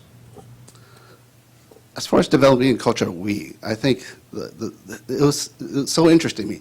The very simple, just introducing yourself, saying hello, greeting folks. That simple action seems to be lost a lot of times. But because of that, you build a simple connection with folks and really establishing a way to really pull down the barriers and start a conversation. And I think really enhancing on that, right? Just living that type of culture, representing that, you know, how can you say that we have a culture of we when you yourself are not standing in front of someone, introducing yourself, saying hi, and progressing to that. The second part of the question, that was, what actions will it take to demonstrate support for our leaders? Is that learners? I'm sorry? Is that, again, really adopting that culture, really stepping forward, showing them firsthand how it's done, and at the same time, really giving them the footprint to really take the steps forward and practice. I think that's the other thing. There's a lot of hesitancy sometimes from folks. And the best thing to do is take your best step forward and really, you know, learn to fail to succeed. And why I say that is a lot of folks don't want to fail in order to achieve success, but sometimes you learn the best through your mistakes. And really being there hand in hand to provide the feedback, to say, hey, let's take the appropriate steps, and this is how it can be done, and it's a great first step, and let's continue to progress and ensure that you're adopting the culture of we.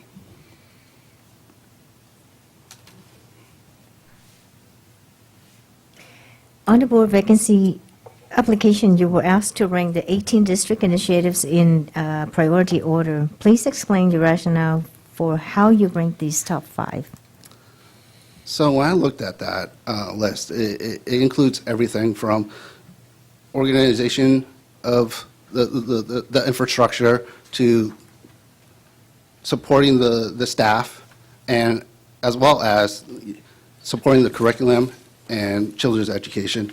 So when I took a look at that, what I ranked highest was really the vision of our children's education, our children's future. And from that, how do we support that? Well, we have to ensure that we have the right infrastructure. So that's how I ranked that second.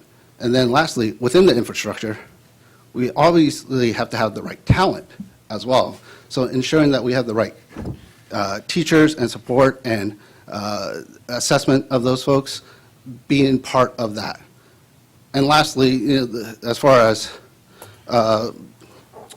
the bond construction and all that's more of the technicality of it to really try to achieve the dreams.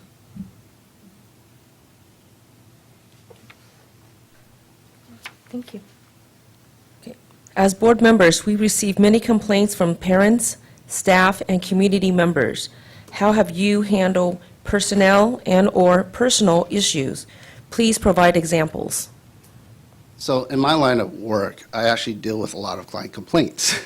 In a financial institution, clients' funds and money is number one concern. And so we have to make sure we do the right thing for each of our clients. And within that, there are times when our staff don't uphold those values. But as a leader, we want to make sure that we talk to the client, ensure that we hear the concerns, investigate, and fully dictate as far as what was the ultimate root cause of the error. And within that, responding back to the client, sometimes a good response, sometimes not to what the client's satisfaction is, especially when we found through our investigations that we're not at fault. And in order to deal with that, you have to have really a strong front and a strong sense of your responsibility, only because there are times where some folks just will not accept no for an answer. And within that, we want to make sure personally that we address every person's concern and appropriately investigate and respond back appropriately. Now, that's from a corporate perspective. On a personal level, like, a simple action as, your next door neighbor. There are times where just go over and have a conversation, and I've done that, from a standpoint of, hey, they're a little too noisy, a little too loud. Instead of calling, law enforcement first, we want to ensure we build a community. Take that first step, introduce myself, and let them know what my concern is, and hopefully collaborate to find the appropriate solution. If that is not the case, that's when we fall back on our, law enforcement and legal services and really follow that particular structure. Thank you. With all the demands made on schools for accountability, how do you, as a school board member, view your role in seeing that achievement is maximized and schools meet their goals?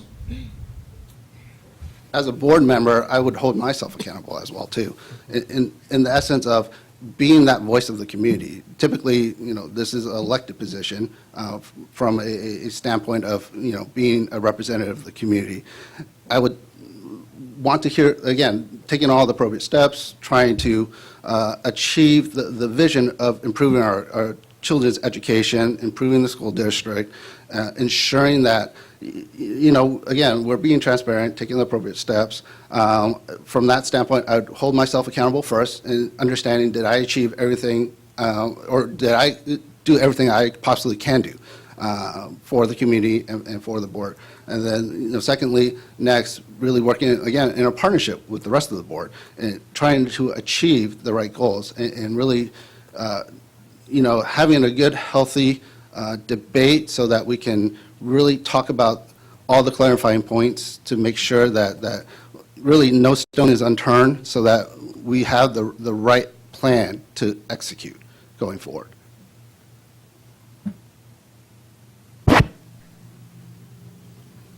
Thank you, Min. That now concludes the 8 interview questions. At this time, you will now be given 2 minutes to give a closing statement. Please keep your comments to 2 minutes. And with the previous interviewees, we allowed them 1 minute to prepare for the 2-minute closing statement.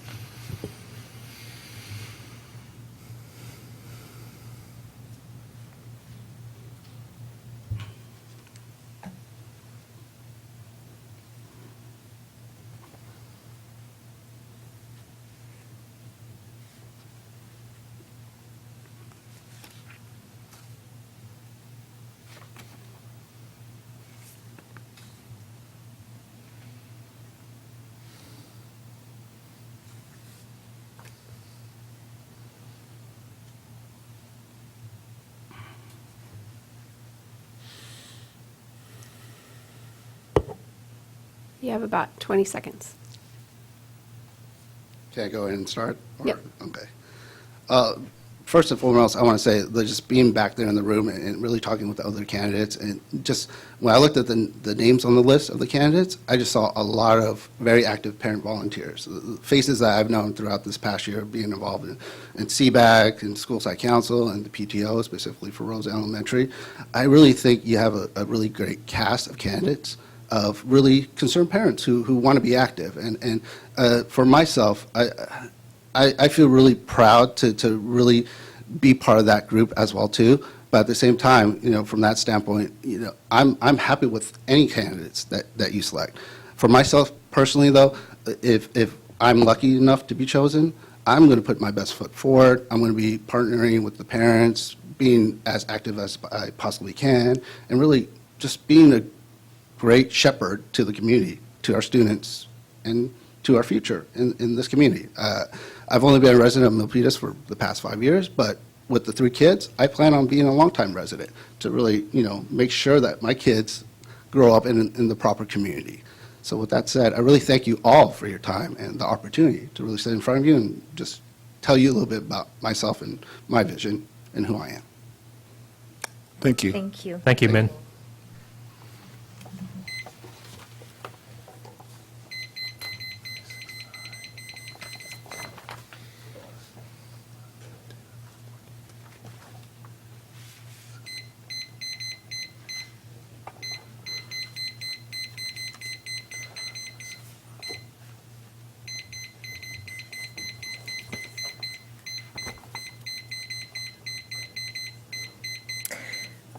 Sorry. You tried to The wake everybody seconds. up. There were a lot of seconds left.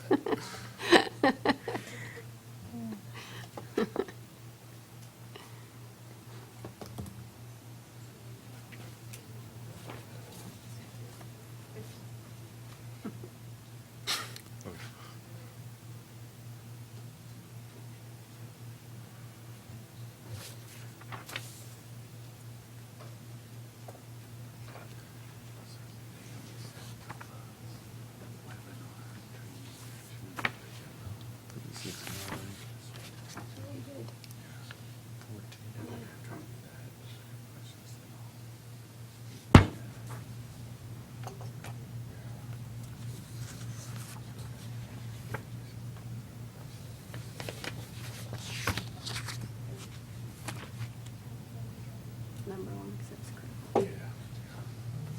Thank you. So, next week, development.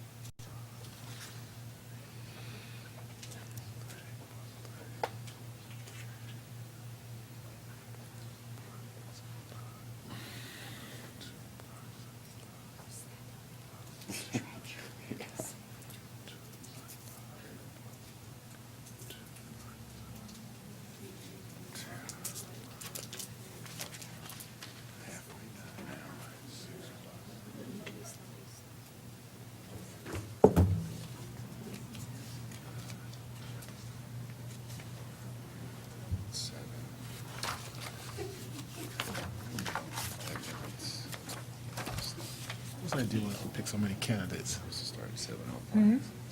Whose idea was it to pick so many candidates? So almost right. It wasn't? Both play. Oh, both pointed at you? Yeah. Oh, then we agreed on something, right? See, Chris, I went like this. Yeah, it's trying to You and I. Yeah, clearly. Clearly. I clearly see that. Yeah.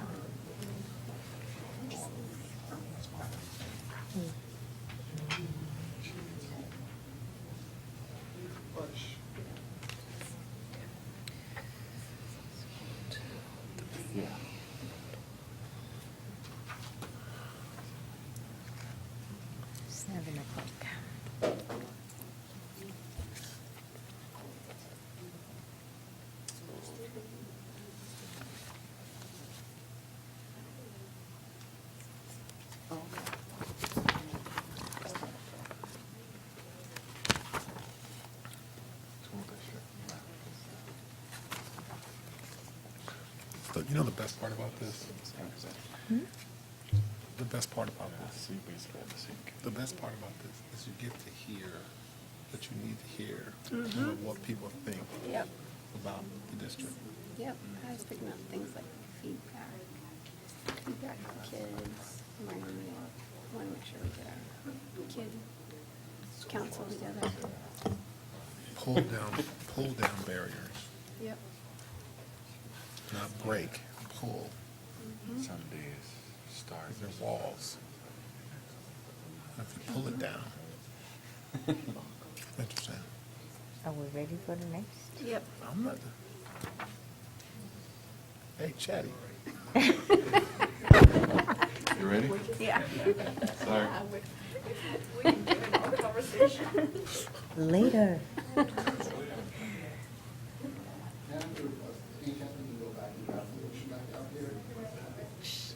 Sure, go ahead. Door has to stay open.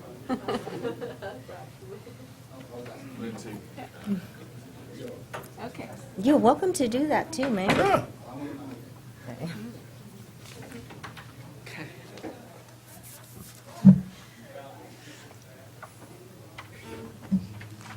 Hi, William. Hi. Hello, William. Hello. What is it about being a school board member that interests you? Okay. I've been with, let's say I live in this city for over 30 years. And I didn't involve with any activities since my daughter started going to school. Actually, when my daughter started going to school, I start involving into school activities, and I got more and more involved. I start participating in school site councils since she was in kindergarten, and I've been with school site councils for the last 8 years. Yeah, and I got interested the way this country is doing things in terms of education is pretty open-minded. The system is pretty fair, and then and as far as parents, there's a lot of participations. The parents can involve into the child's growing up and learning things. I'm very happy with that, especially in other countries may not have these opportunities. This is quite a different environment. And then as a parents, I want to take advantage of this opportunity to be involved with my kids as she grow up, and she could look up to me and as a father, and because I involved with her educations, and being participate in school site council for the last 8 years, and I got a chance to learn a lot from all of you, and also from superintendents. And I participate in CPRA, which I learned a lot. So as I involved more, I got more interested into the school board. Yeah, that's why I want to participate more. All right. So what skills and insights do you bring with you that will support us in our MUSD vision and mission? My background is in science and technology. I was trained as an engineer, and later become in management. So my skill set, I would like to share my experience and my management skill with the board. Hopefully that will give you guys additional values, especially my lifetime experience in technical field. Hopefully, especially in this area, we are Silicon Valley and high-tech area, and with my science background and technology, I think I could give a hand in terms of making recommendation and suggestion in certain things relate to, for example, communications using technologies, and also educations using high tech, which would be additional enhancement in the 21st century educations. Yeah, and then also my management skill. I was director of engineering before, and hopefully that would bring some management skill, helping in terms of setting policies and negotiations and whatnot. With, yeah. Hi, William. Hi. What should be the relationship between the board members and the superintendent? The relationship should be a joint effort as a team to solve problems, especially in high conflict areas. Board and the superintendent need to work together to solve issues. So we need to work as a team. I understand each person has different thoughts, has their own thinking, but it doesn't mean we cannot work constructively, especially in some cases, each one of us may have a different view on things, and we can put our minds together and solve issues.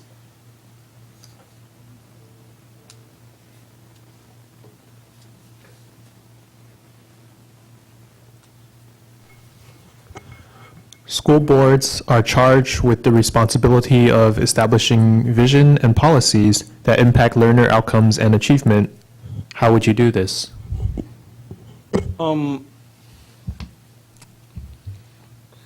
We need to, every school board has a vision, and we need to be focused on what we are going to do. A lot of situations that defocus us. So we need to put our minds together and focus on what is important to us. In this case, our kids is the most important things. Being a board members, we need to remind ourselves for every decision we make, it's for the kids. And we need to be focused. Yeah. And since we have a vision, which is looking at things at 1,000 feet up, and we should use that as a guideline to help us, guide us to go through the road instead of winding on a different path. Thank you.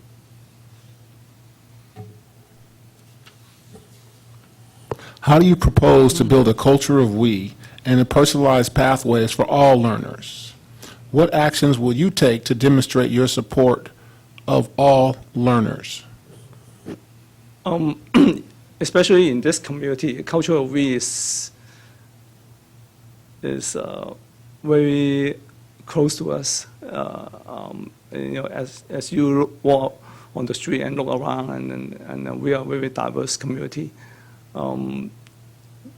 Building a well, let's put it this way: these days, in the 21st century, especially in the Silicon Valley, as a parents, we have to work hard and support our families. And because of the high standard of living in this area, both parents, in many cases, go to work. And they might not have enough time spent on our children or on their children. And sometimes we need the school and the school board to remind the parents what's important. With the vision in mind, we can find a way to transmit this message to all the parents.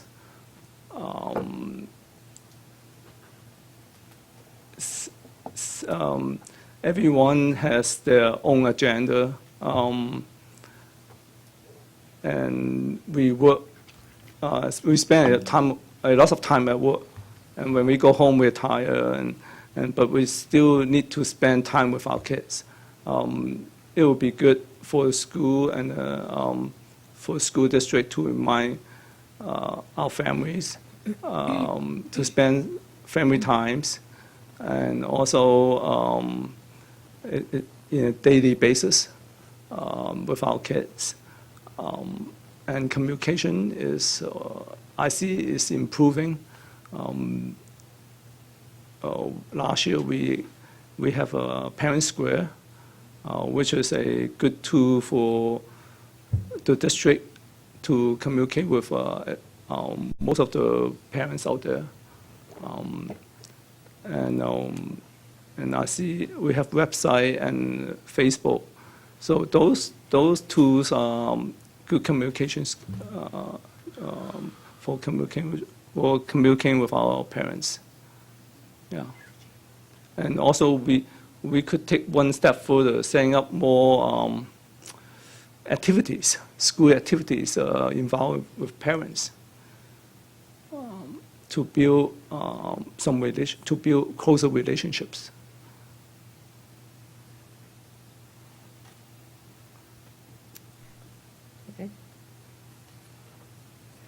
On the board vacancy application, you were asked to rank 18 district initiatives in priority order. Yeah. Please explain your rationale for how you rank your top 5.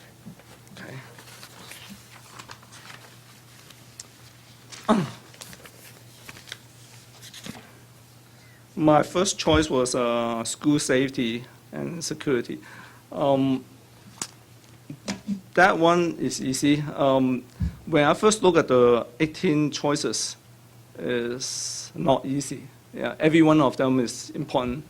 And I have discussed with my family and my daughter, and we both agree school safety are the number one important things. So that one come pretty easily, number one. And everyone wants their kids to be safe when they go to school. So that's no doubt that is number one priority for us. Number 2 is closing the achievement gap. In our district, that might not be as true as Milpitas. In Milpitas, since we have a diverse community and people from various different countries, and some students might advance quicker than the others. I remember my daughter was telling me that in her math class, it varies quite a bit. Some kids is still struggling with multiply and divide, and some other kid is already advanced to close to calculus. So there's a big gap between the high end and the low end. So this kind of get me the attentions. And that's why I was choosing number 2 as closing the achievement gap. For number 3, I choose K to 12 computer science initiative.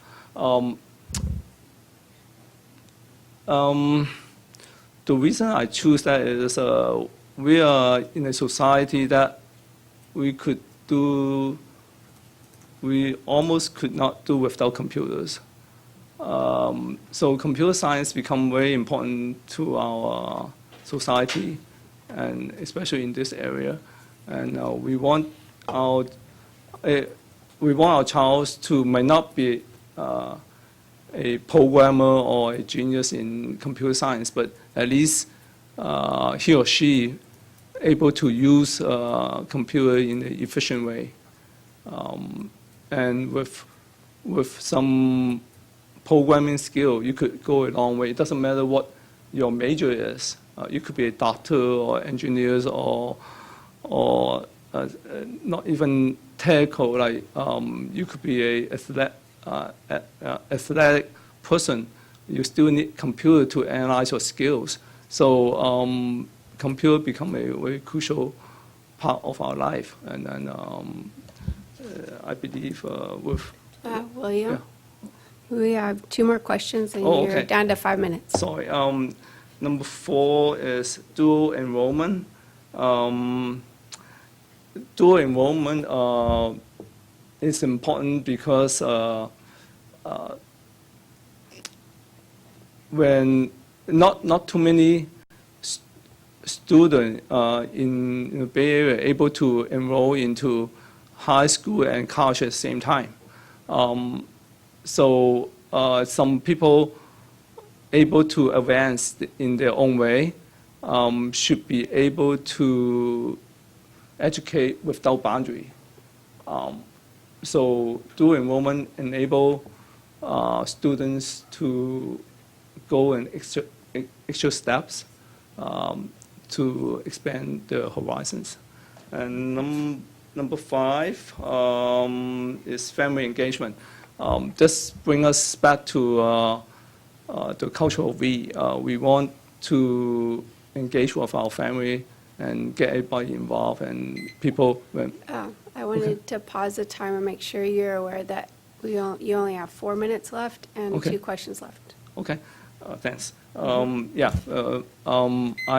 I don't have to say more since we talk about cultural we and the importance of family engagement is important to us. Thank you. As board members, we've received many complaints from parents, staff, and community members. How have you handled personnel and/or personal issues? Please provide examples. For sports? Do you say sports? Repeat the question. Sure, okay. As board members, we receive many complaints from parents, staff, and community members. How have you handled personnel and/or personal issues? Please provide examples.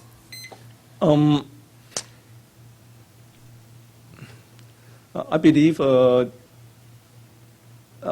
complaints are almost daily activities for every school board.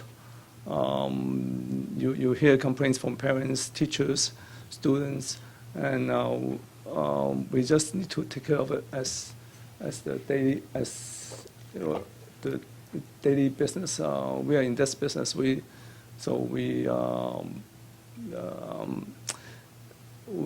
should be work together and have meetings and communicate what's the best way to handle each individual cases. Okay, thank you. Oh, sorry. Yeah.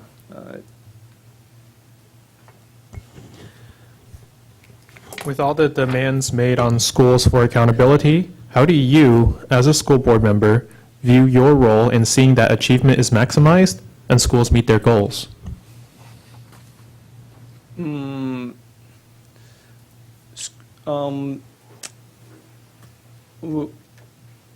I've been with a school site council for 8 years, and for every year, the principal has set their goals. And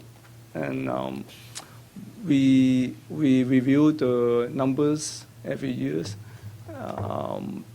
and we see that the number has about the same, actually. There's a fluctuations between 1% to 2%. And sometimes I was questioning, it doesn't make sense to set our goals so high, but we need to. We need to set high, and I know we, because of the education system is being set, and in a certain way, that's why once you reach certain numbers, let's say if a school district with a low score, and it's easier to reach to a higher score. Once you reach a higher score, it's getting harder and harder to reach a higher score. It's once you reach like 90 percentile, to reach everyone to be 100% is even tougher. So in our district, our standard is pretty high, and our score is pretty good in terms of making the marks. So that's I can see a saturation point. Once you get to a certain point, it's fluctuate within that few percent on that line. So we just need to monitor and see whether there's a way to improve the number every year. Okay. Thank you. Okay. Thank you, William. Thank Hold you. on. We have one last.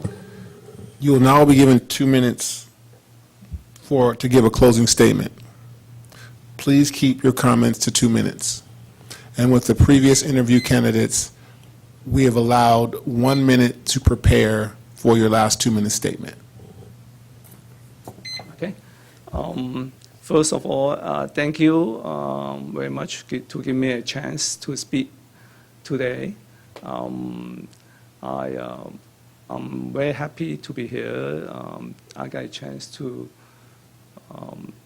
talk to you guys and have a chance for you to evaluate me to be on the school board. And I'm hoping my lifetime experience can be shared with the community. If I'm become a board member here, I'm able to use my skill set and my lifetime experience to help the community to even, well, right now the school board is pretty good, and then hopefully I could improve in any other way I could find. If there's a chance to be a board member, I could hopefully contribute as much as I can using my skill set. Thank you. Thank you very much. Thank you. Thank you. Thank you.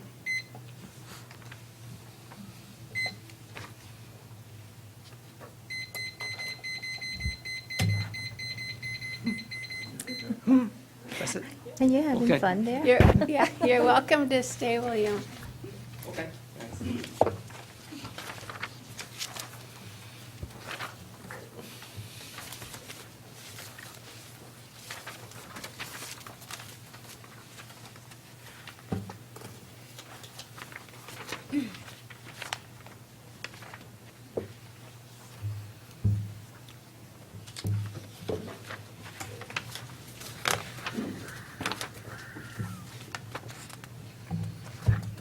Now you can search your post for candy.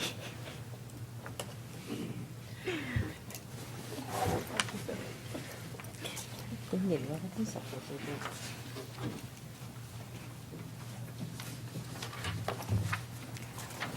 Are you going to come? You know it. Yep. Count me in.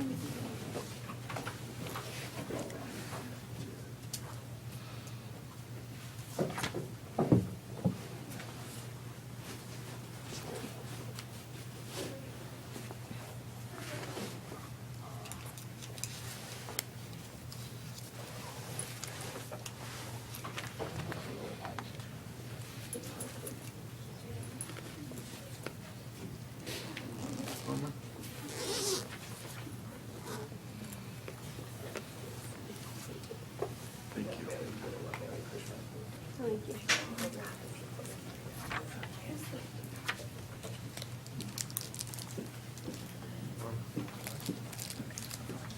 You don't have what I like. Thank you.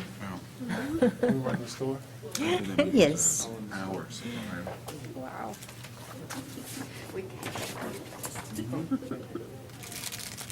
What is that?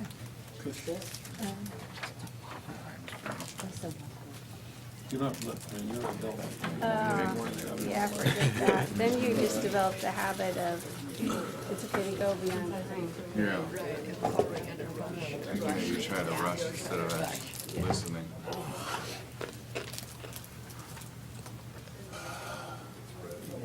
What? That's okay. That's okay.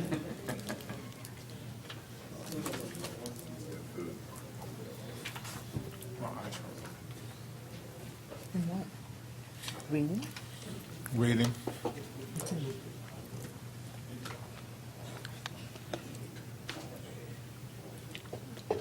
Thank you. Got it. Thanks, appreciate it. Cherry pit, thank you. Hanging in there. Yeah. Who's next? Sarah? Sarah? Oh.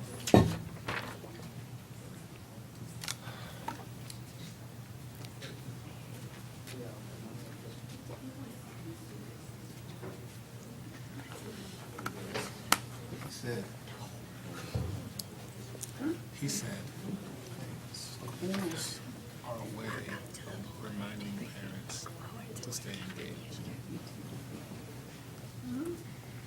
Because they're too busy.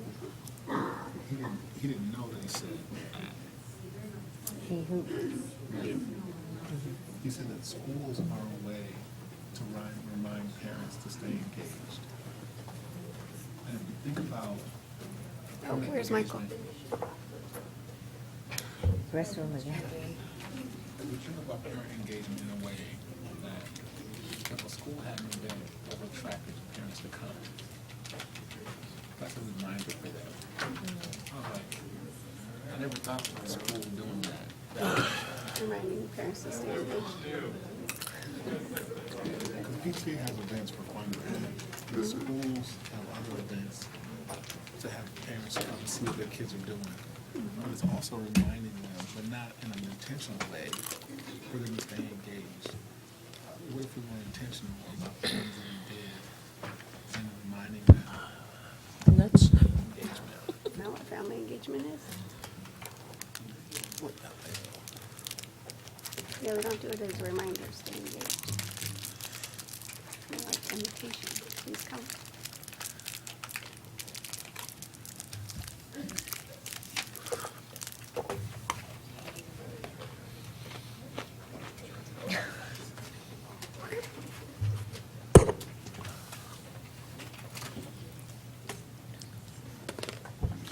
Thank you for your patience.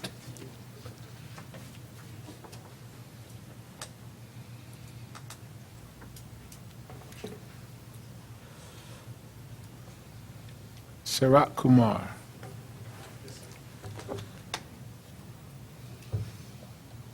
What would you like us to call you? The first 6 letters is good enough, Sharat. Sharat, Yeah. okay. We've learned tonight. Again, thank you for your patience. Board members, are you ready? Yep. Yes. Awesome. What is it about being a school board member that interests you?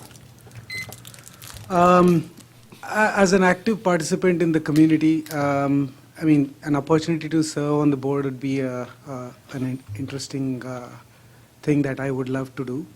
That would be my portion of giving back to the community, know the community better. So that would be my first priority, as to understand the community and serve it better. What skills and insights do you bring with you that will support us in our MUSD vision and mission? In terms of the skills, I have an engineering background, and mainly deconstruction of the problem statement into manageable segments is what I come up the best. So that would be an experience that I would be bringing in to solve difficult problems, make them more nimble size so that we can achieve our goals through breaking down the problem. That would be the. What should be the relationship between the board members and the superintendent? Very, very cordial and very, I mean, like, it's kind of a give and take on both sides. I mean, like, you can be a mentor to the superintendent can be a mentor to you. I mean, it's both ways. So, I mean, like, there are dimensions that the superintendent is aware of that you might not be in a position to decipher. So, I would say a happy meet in the middle approach would be a best way to go forward, rather than like, go into these different kind of mindsets where, like, my way is the only way or the right way kind of thing. So there's always a possible middle ground for any problem statement. So I would go with that approach in mind, meet at the middle. School boards are charged with the responsibility of establishing vision and policies that impact learner outcomes and achievement. How would you do this? Keep a tab on the scores and the readings that come out of the statistics that are run in the district, and then basically see if the programs that we are doing are impactful in the first case. So one of these is being LCAP scores, and basically making sure that I would say, even before that, I would say, like, initially the best way to engage is to keep the community intact and then have parents engage in sending their kids to school. I mean, like, the attendance is the first foremost indicator of whether kids would be going forward in the learning process. So I would engage more on those terms, and then do statistic drill downs, and then probably focus on areas which need to be improved. So that would give us a gauge of where to put more energies in terms of spending the dollars or making other programs that are more useful for kids to get better.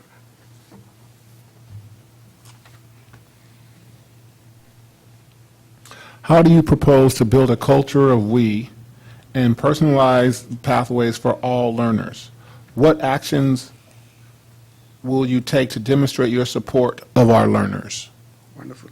I love this culture of we. In fact, like, I've heard a couple of times from Cheryl. This is a philosophy that is very dear to me as well. And it's always that we as a society make much bigger progress than if it was just an I. So we see so many iPhones, and then that's like, such a not right example. I mean, like, we is where we shine together. And that is where, like, I would give you an example of a left hand and a right hand. If you're doing some job, and if your hands are working together, it's not that the left hand would query and then say, like, okay, I want to help you. It just automatically comes in and then lifts it up. I mean, like, so that's how the power of we works. And we need to educate folks to basically work in that fashion, rather than, like, take approaches which are more driven off of ego, of a personal nature. So I would say, in terms of learners' abilities, encouraging proper teamwork and making sure that the kids work together as a whole would be a first step in fostering that team spirit in the kids. That way, once they know each other well and once they become friends, then they would definitely collaborate with each other. There's no stopping there. So we need to foster that first, and then that is how they will blossom much better. On the board vacancy application, you were asked to rank 18 district initiatives in priority order. Please explain your rationale for how you rank your top 5. I think my top 5 were mainly based on family commitment and family engagement, and then basically going through some of these are basically closing the achievement gap, because we need to put more emphasis where there is a need to be. And one of the things that I have observed, especially in Rose, is that the kids have been going through real harsh times, and we need to give almost all the possible support for such kids. So there is a reason for that gap. There is a reason for that gap. And if we are able to mitigate that gap by providing some additional support, that would be fantastic. So that is another area of concern that, it could be both. It could be like for the kids, it could be for the teachers as well. Affordability here is ridiculous. That needs to be addressed as well. For housing, it's just crazy. At teachers' pays, you can't keep pace. Everybody has to be working in 2 jobs or multiple jobs. So those kind of things also, if we are able to address those in terms of teacher housing and things of that nature, that could potentially ease out the stress on the kids and the teachers as well. So families have a different problem, and the teachers have a different problem. And there is always the problem of budget, of course. So it's kind of like a balance of all these 3 facets that we need to consider. And I think I rated those based on those things. You also rated 0 for family engagement. Does that mean that it is not important? Or? 0 is the topmost priority. Oh, okay. Yeah, sorry. Sorry. Yeah, 0 is the topmost priority, because 0 is considered to be the start of everything. So that is how it is. So I place it the maximum. So that's where it came from. No, that's perfect. I'm glad that you asked. Okay, as board members, we received many complaints from parents, staff, and community members. How have you handled personnel and/or personal issues? Please provide examples. I don't specifically have a core example as such, but there's been like conflicting requirements in our PTA. I have been part of the PTA and school site council, and then we kind of like have these different requirements in terms of how do we make sure that the parent engagement goes well. And what we kind of come across as a consensus is to actually pitch your ideas as you see beneficial for the community, and then we exchange those and then build up a complete program. Like we had a cultural immersion program at Rose, and that was kind of like a mix of multiple ideas coming into play at the same time. Although they were like different, some wanted like just food and drinks and then just go away, and some wanted a mix of cultural events as far as like, making a booth kind of thing wherein you could wear some dresses and then take pictures and stuff like that. So we incorporated almost all of these so that everyone is taken care of. So I would say like, try to build a consensus would be how I would approach it. Although they could be conflicting, and sometimes you may have to explain out the reasons for dropping some of them. Yes, due to time constraint, we did have to chop certain things out, but that was kind of well received because it was addressed beforehand itself. Thank you. With all the demands made on schools for accountability, how do you, as a school board member, view your role in seeing that achievement is maximized and schools meet their goals?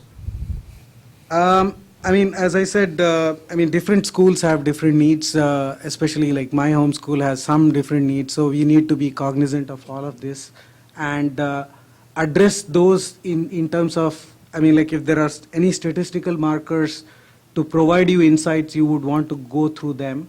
Like in terms of what I was explaining for Rose, the best and the most significant marker would be the student attendance. That is basically the first trigger of all of things.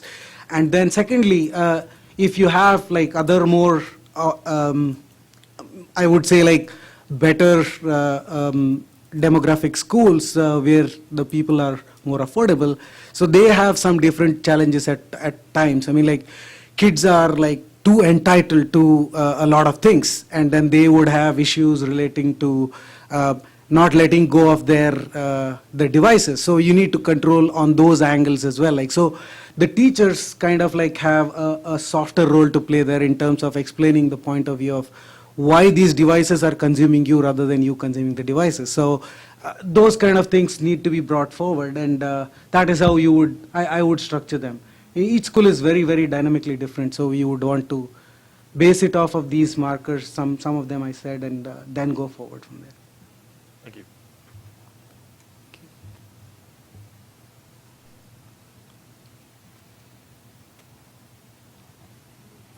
Thank you, Sharat. Thank you. At this time, you will be given 2 minutes to give a closing statement.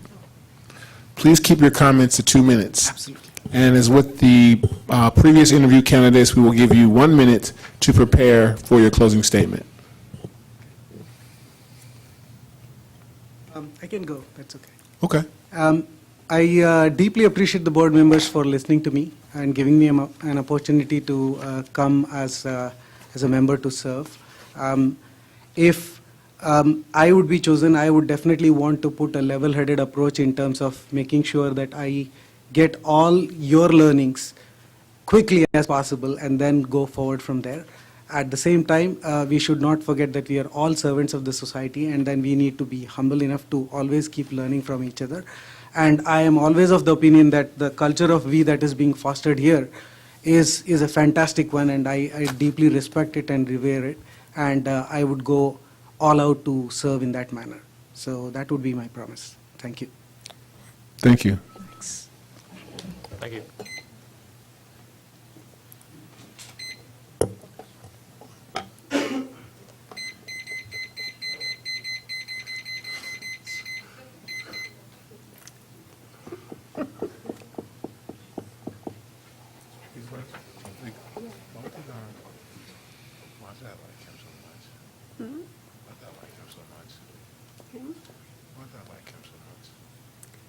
Because humble, servant, and perspective, 0.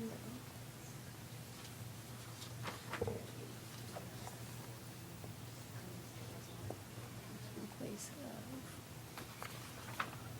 fulfillment, a 0. But in the way.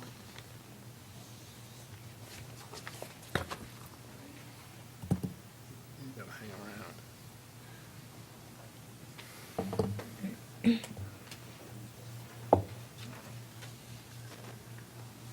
Two candidates left, guys. It's been.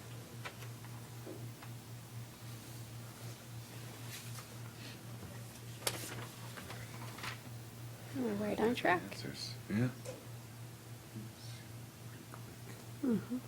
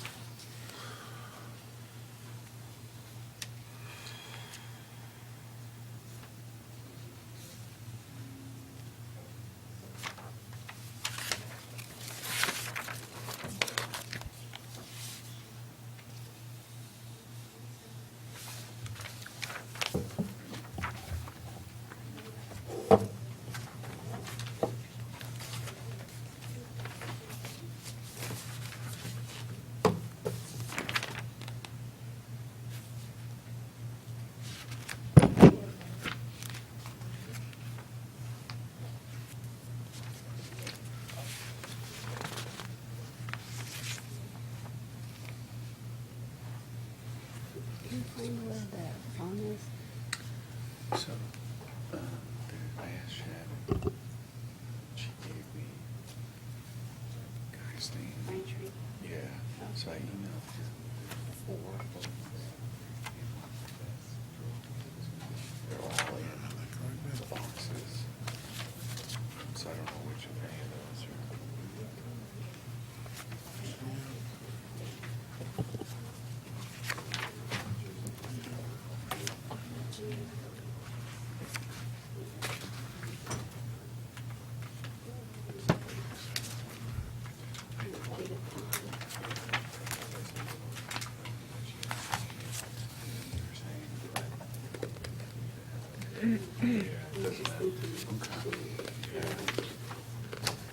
That's fine. Just use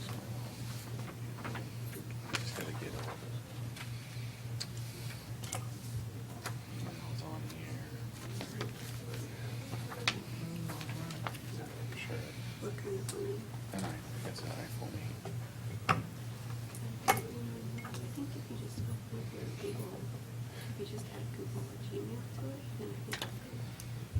Yes, I have my personal Gmail. I'm sure you just added it. Mhm.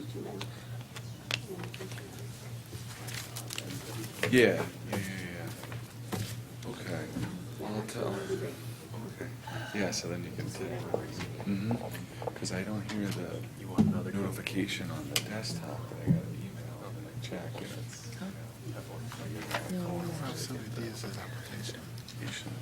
But yeah, I'll do that. I'll tell Lori too.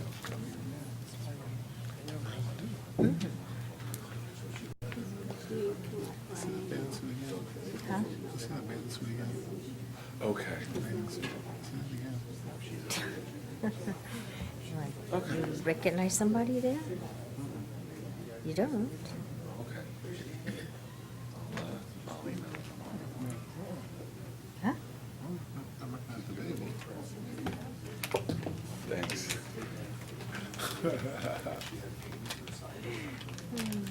This is in Hawaii, Waikiki. I just feel like I'll get it once we're. This is our. You ready to rock and roll? Where's Michael?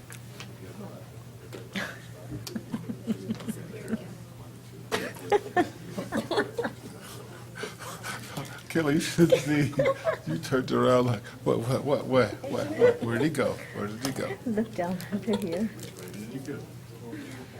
Gosh, do you need to grab any candies or any drink? You okay? What do you think? What do you think? What do you think about the process? It's okay. It's okay? Just okay? Complicated, huh? Yeah. Yeah.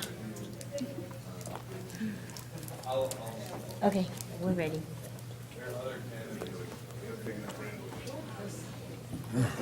Because What? I was gonna say something. I thought about it. I was like, tell you don't be too quiet. I was gonna say something, but.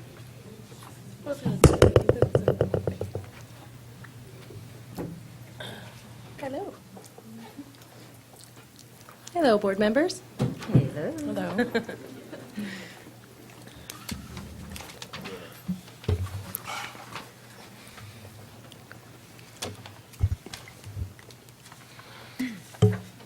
Hi, Sylvia. Hello. How are you? Good. Thank you for asking.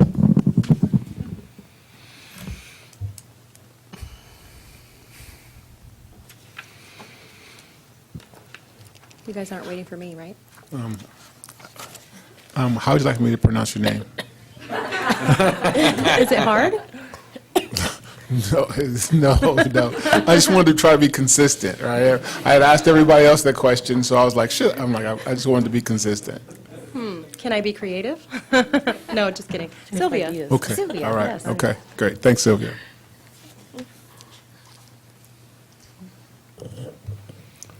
What is it about being a school board member that interests you?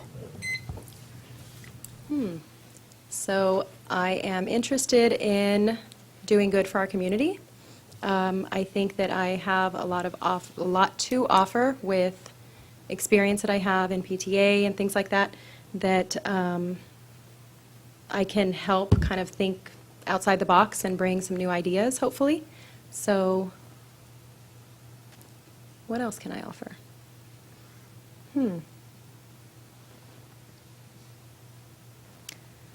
Also, just new experiences. So looking for ways to kind of grow and get shoved out of my comfort zone like I am right at this minute. And just looking for a new adventure. What skills and insights do you bring with you that will support us in our MUSD vision and mission?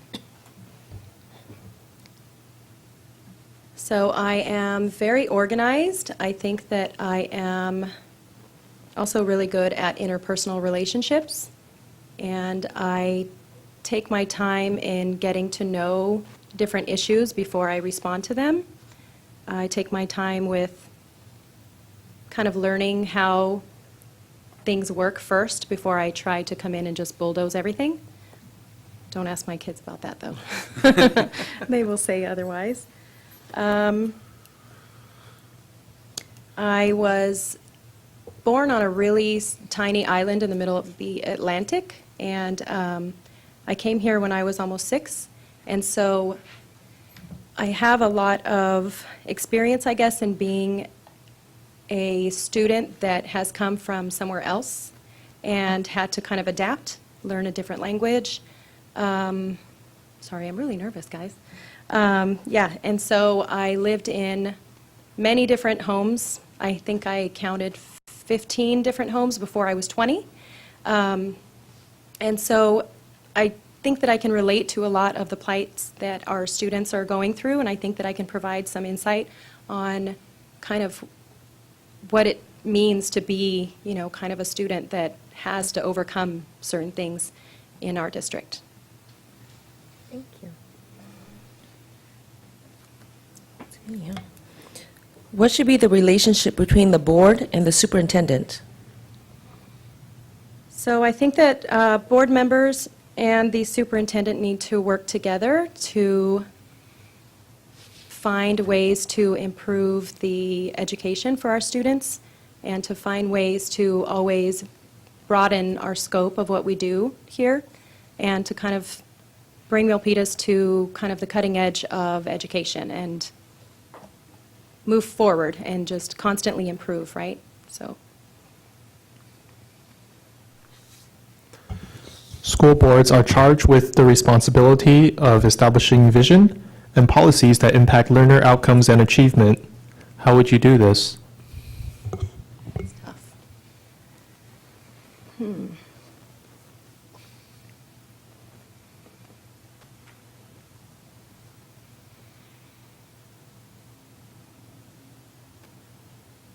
I think kind of basically the same thing, that the way that I answered the previous question is just to learn and absorb everything of, you know, to kind of learn what needs to happen first and to come up with different ideas on how we can best provide the education that we need for our students.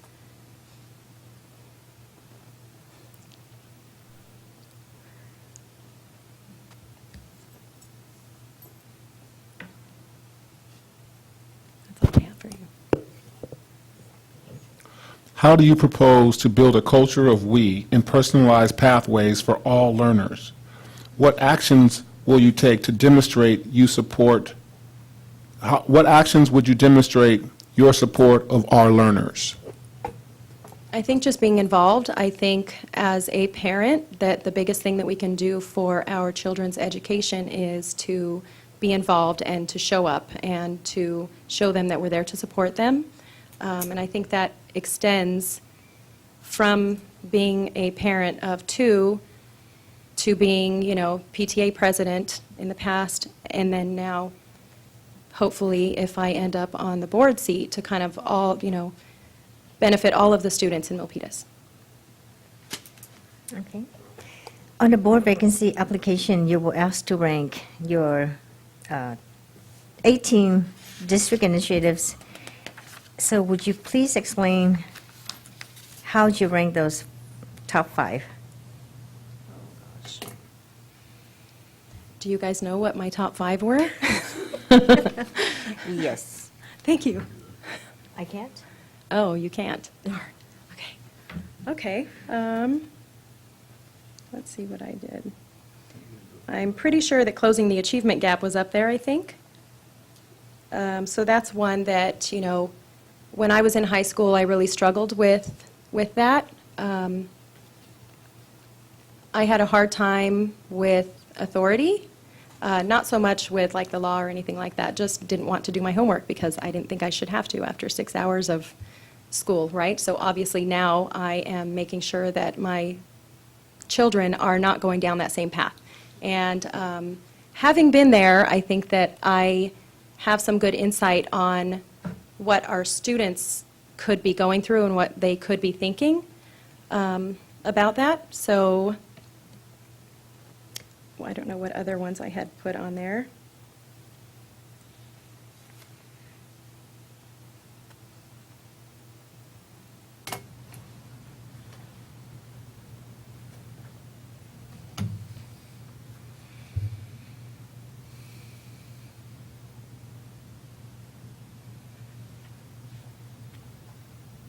Okay, so I'm assuming school safety and security were also up there for obvious reasons of what's going on right now, just making sure that all of our students, that when we send them off to school in the morning, that they end up coming back home.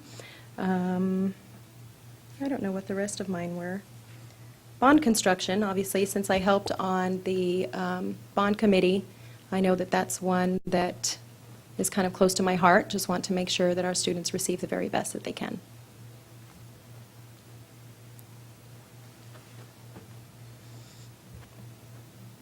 Oh, it's me. As board members, we receive many complaints from parents, staff, and community members. How have you handled personnel and/or personal issues? Please provide examples. Okay, so I have had several issues come up as PTA president with board members that maybe aren't playing well together in the sandbox, and basically just kind of coming together and making sure that everyone understands that we are all here for the students, and we all want the same outcome, basically. And so just put your differences aside and kind of figure out where the miscommunication happened and find ways to move forward and stay on task.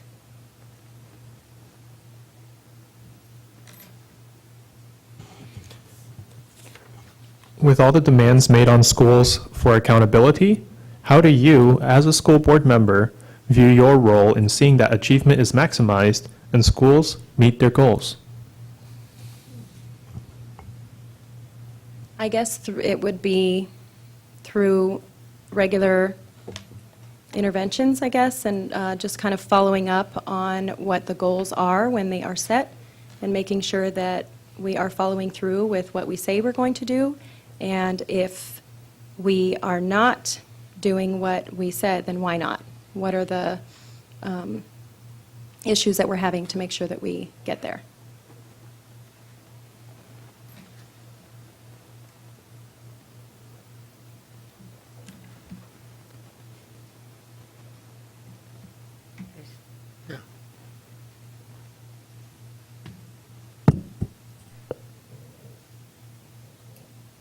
Thank you. At this time, you will be given 2 minutes to give a closing statement. Please keep your comments to 2 minutes. And as what I've done with all the previous interviewees, is that we've given you 1 minute to prepare for that 2-minute statement. Okay?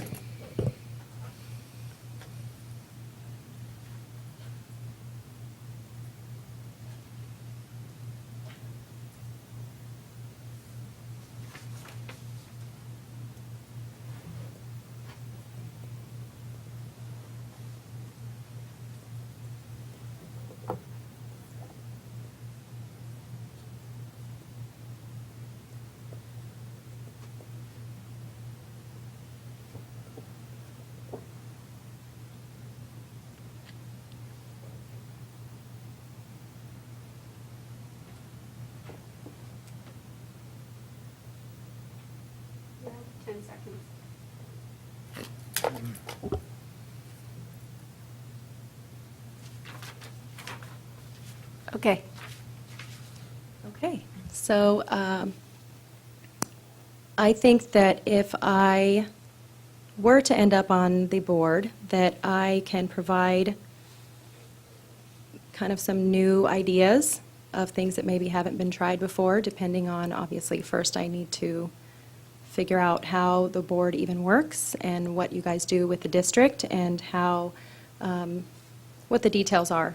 There's obviously going to be some training and things like that, but I think I'm a really quick learner, and I work really well with the community, and let's see, I'm really organized, and I have the time to invest in a board seat. My children are little, so I have a stake in the game here.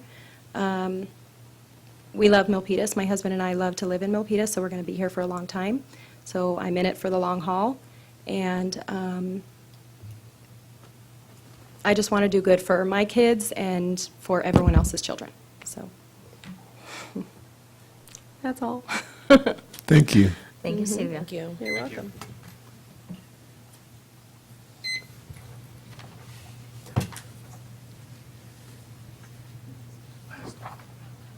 You're welcome to stay, Sylvia. Thank you. To stay here?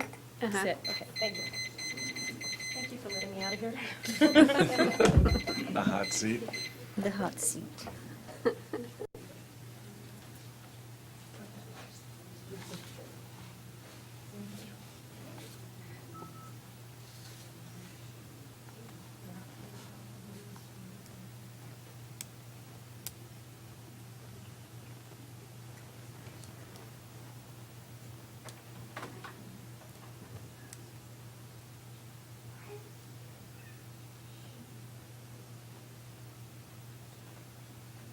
No, we're doing pretty good on time. Are we? 8:20. That depends on what the.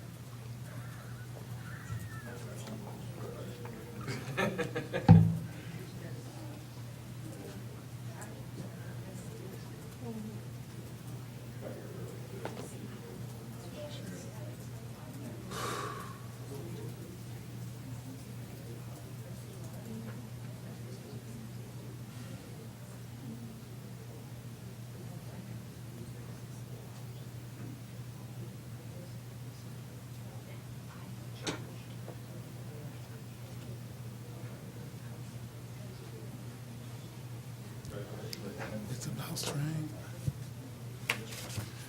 It's about trust. It's a song I've been singing all day.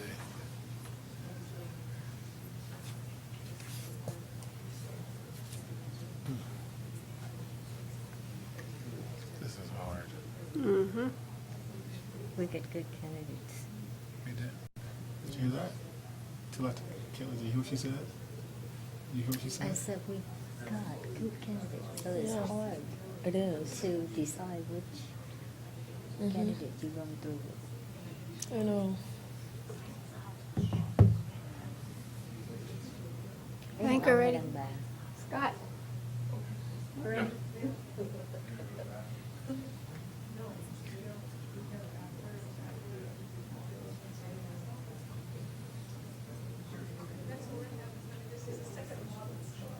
I know you like my email that I sent you when you haven't responded to yet.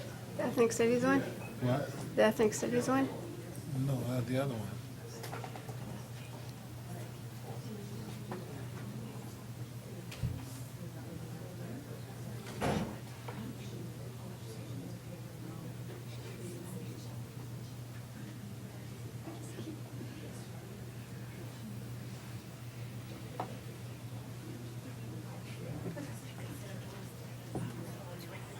I'll put this right on the podium for you. Subject was Draft ethnic studies. He's in the back.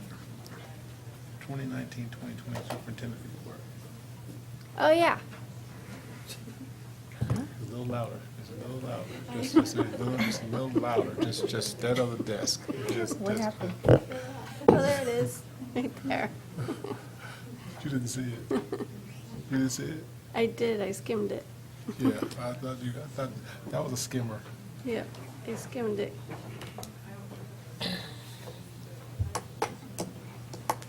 Yeah, it fits with what we've, like the next progression of what we've talked about. What happened?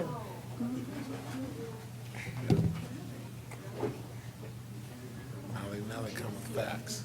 They're going to be conscious of every day.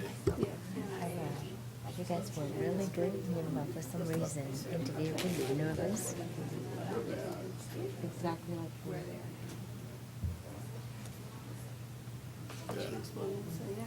Because if my assumption is right, it'll accelerate the fact that they're going to want to make up the days on the Saturday and do something. Because you don't have the appetite, because it's kind of like a floating thing. Experience-wise. Because we had asked the question, so how are you going to make those Yes, up? we have to judge. Oh my God, no.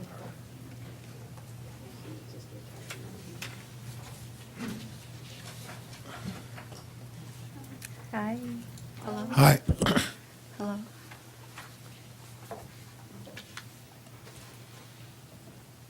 And for the purpose of this interview, what would you like to be called?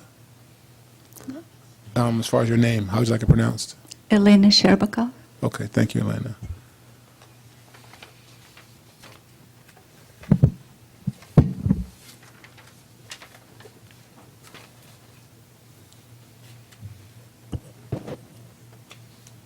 What is it about being a school board member that interests you? I'm just interested in being involved in the community. And since I've been involved as a teacher in school for 17 years, I just can't just stop. I was an involved teacher, not just, I think, a teacher. Another thing that interests me is just how can I just have my input somewhat to help the admin of the school, because throughout the years, not of the school, of the district, I mean, because throughout the years I've seen just so many, I don't know, things that specifically the admin of the district is doing. I honestly did not know who is helping. Just didn't know who is helping. I've been a little bit at some meetings with the teachers prior to school district start. I've been at AP meeting with the superintendent, just very few, and there are many, many more, and if I can help in any way, that would be good.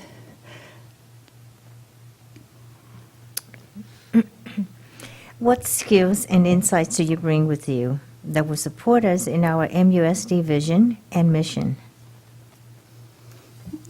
The skill, well, I've been a teacher, I've been a parent. I came to teaching as a parent first, as an involved parent, and just knowing students, knowing the works of the school, the works of the district. I'm not very familiar with ed code. I start to read it now, like once I knew I'm interviewing, I start looking into ed code. It's very intense document and very long. But I'm interested kind of in the legal part of everything and what's happening and why. And the insight, I guess I've been observing, and I've been an active teacher, a bit maybe more outspoken than the administration wants, but I've been a very active teacher. What should be the relationship between the board members and the superintendent? Well, the board is appointing, approving superintendent. The board is, of course, evaluating, but the relationship basically, I think, is helping superintendent. Well, maybe at different places, it's different. I'm just speaking what I know from Milpitas. It's whatever we can do to assist in our common goal, helping.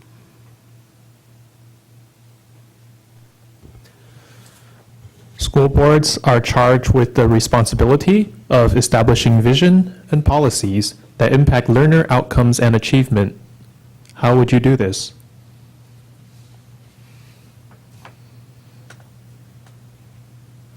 Would do what?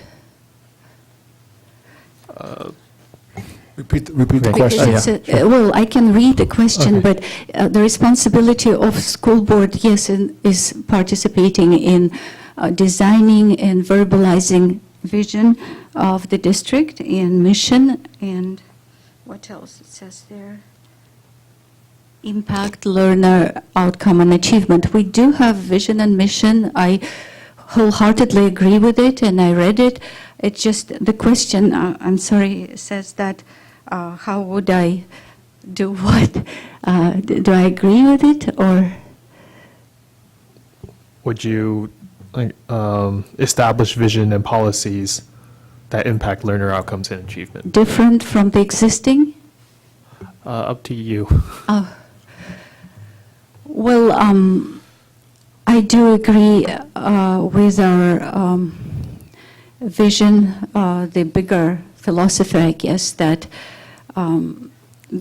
that everybody has to be learning maximum and achieving the highest potential possible for that student in every way, not just academic, but also in their personal, social, and emotional development. And alongside with that development, like more precisely, other statements come, the shorter term, like goals and impacting achievement. I'm personally, honestly interested in participating in everything that concerns academics, because I've been doing it for a number of years, and I really want to continue doing it to reach even higher goals that we already achieved in academics as a district. How do you propose to build a culture of we and personalized pathways for all learners? What actions would you take to demonstrate your support of our learners?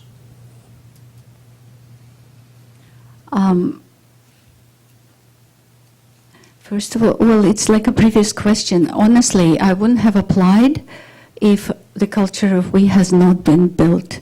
I think it has been built. We just need to maintain and strengthen it. I felt, even when retiring, and I retired, well, officially from August 1st, like my retirement,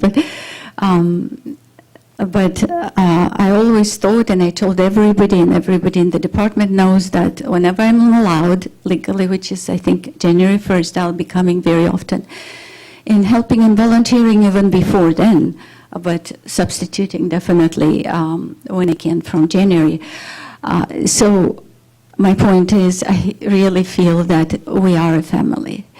And I live here like everybody else, I guess, but I didn't live here all the time. I see the difference from where I lived before and here, before I was in Milpitas, before I was in Mountain View, Los Altos School District, and my daughters and sons went through their schools, and I was involved, parent, I was not on the board. I was on the board of Northern California Tennis Association in the 90s, but not on school board.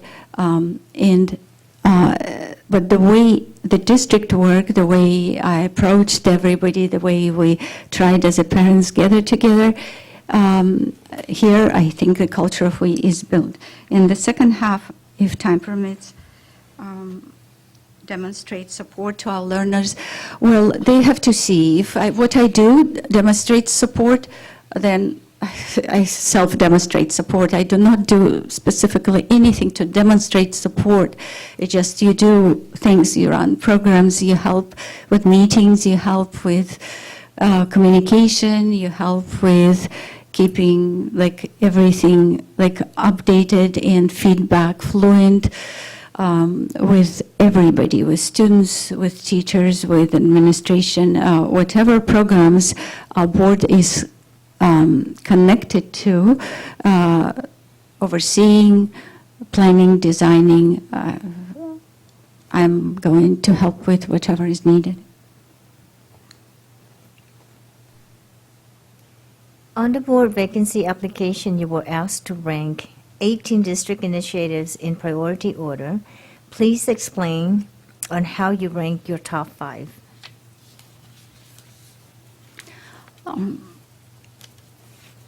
So that question, I ranked in the priority, yeah, but the question stated rank improvement priority, not priority of those 18, but the improvement priority of 18. But I did rank them in order of importance to me, not in, because I didn't know what needs more improvement. Other than a few. So number 1, safety, because it's the basis of everything. Number 2 was the gap, because I was looking for something that speaks to academics, anything, but that's the nearest I found, and this is really all the time problem for every, or topic for every board, I think, every time. I do not remember what I put at 3, but I would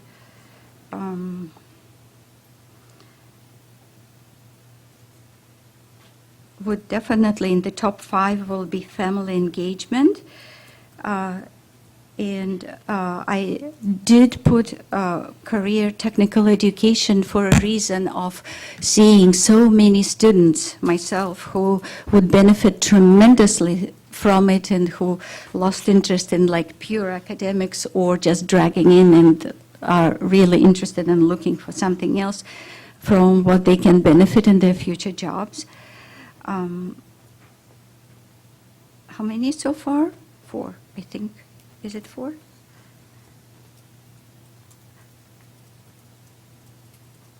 Family engagement, childhood. I believe I put as a 5 bond construction, just because, or just the last one, just because although I do not know much about it, just know what was said in Measure AA in voting for it, but it's important in monetary way. It's just very important to do it properly because of the amount of money involved. And the district, I believe, it's just a percentage of the whole district budget, which is, I believe, 97 million currently, something. It's very high percentage. That's the reason for putting bond construction as a 5. 5, yes.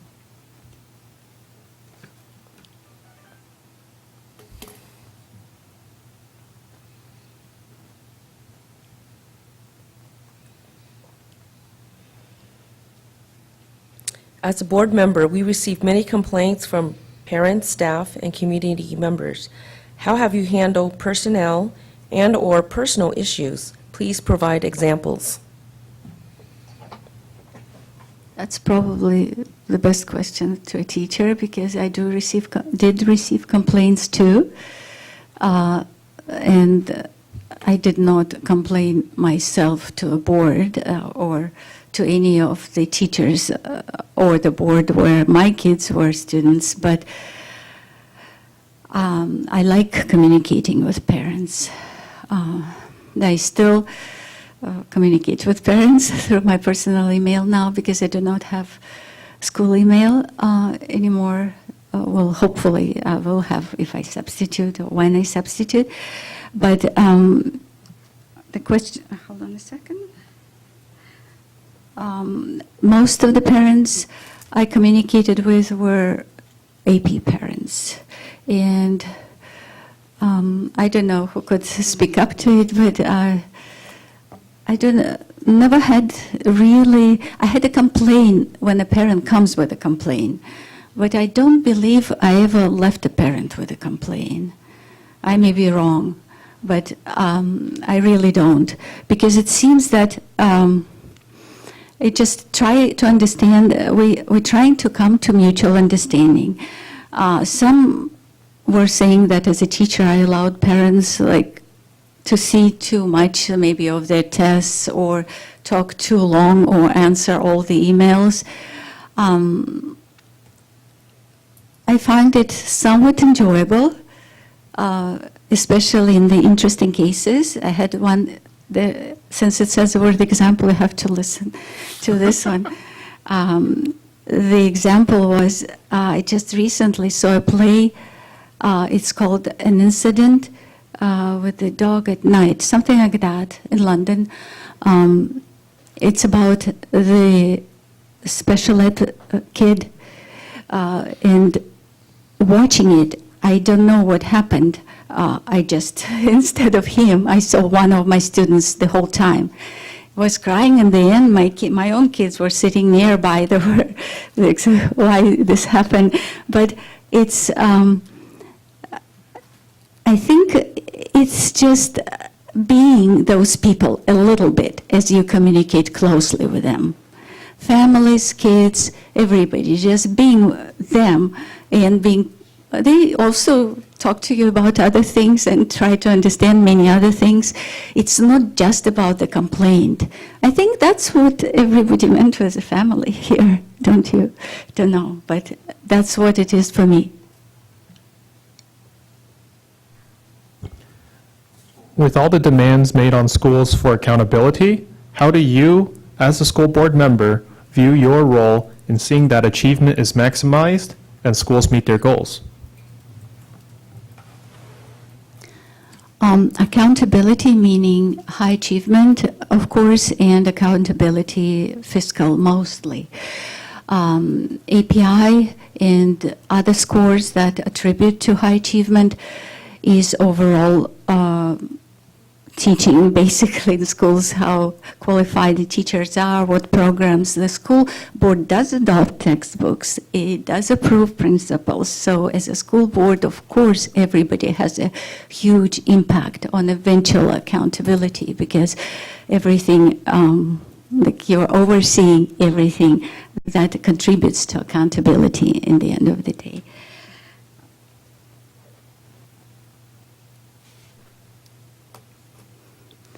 It doesn't say to say specific example. It's just a general question. Thank you, Elena. Thank you, and thank you for the food. And no, really, it was a solitary confinement in the end, but it is still. It's all of you are very dedicated. I appreciate, and people who were running. I honestly, if you guys, that's my personal, since they're sitting here, that's my personal statement. If anything ties or anything, Wait, hold on, wait. Totally want anybody. Hold on a second, wait.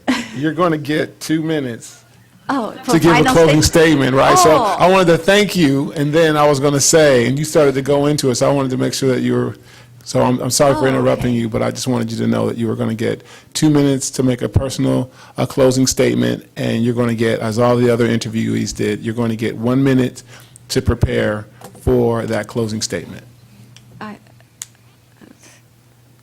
But if you're ready, I'll just give a closing statement. okay. Just as a thank you to all, and also, it's not a formal or anything. I'm just wanted to let you know that I wanted at the very beginning even to leave because we talked between everybody in the room, and that's just being honest, and for you to make your job easier today. Just because everybody is super qualified, caring, and involved. So in case you need to choose, I absolutely don't mind just volunteering, and I'm saying it like honestly. And I will devote time, obviously, if I'm selected, in this case not elected, but I even pointed out that I do not know if I run or participate in any elections. When I was once participating in a body like that, that wasn't as formal for the tennis association, I made one huge mistake, and for that reason, I'm very moderate in self-evaluation of my skills. So if you're interested in that mistake, I can tell, but yeah, but I remember I learned from mistakes really well. I understood the difference between that and business. I wanted it to be run like business, and that was a huge mistake with transparency and everything, and that was a big mistake. And now you pay for tennis tournament 5 times the price. Thank you. Thank you, Elena. Thank you.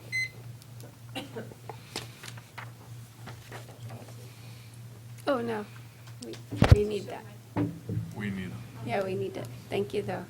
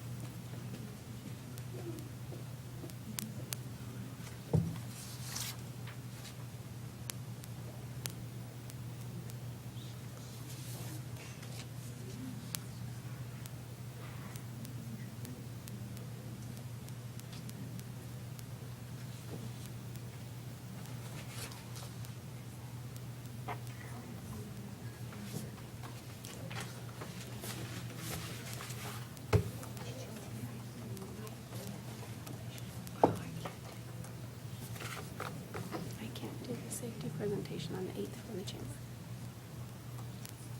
Cool, then we'll call them. Okay. And when can you do it?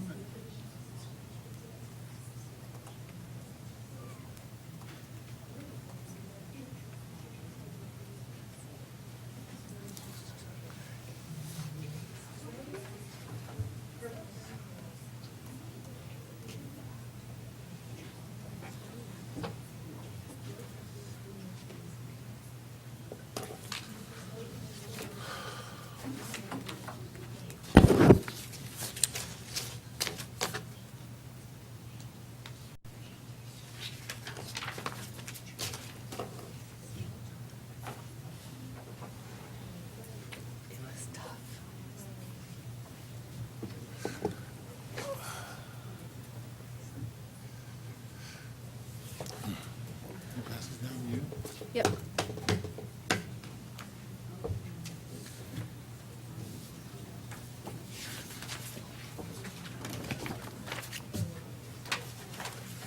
Oh yeah, you can help.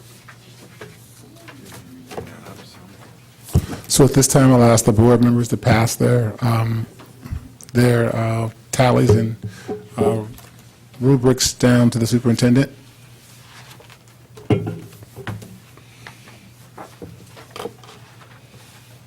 You want to separate them?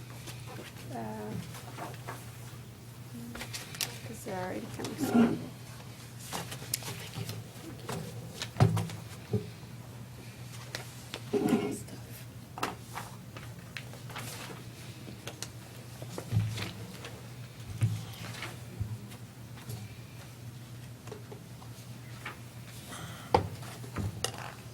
Just put that full, oh no, yeah, total scores. Yeah. Just to add them up, it's for the same person. Yeah. Gotcha.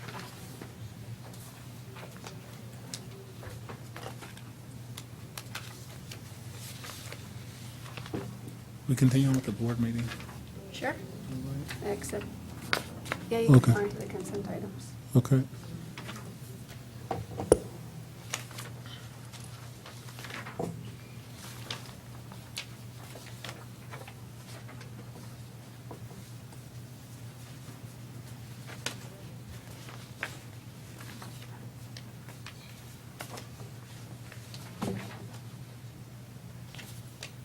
We're supposed to do the provisional, make a motion for the provisional. Yeah. Supposed to do that next, and move on.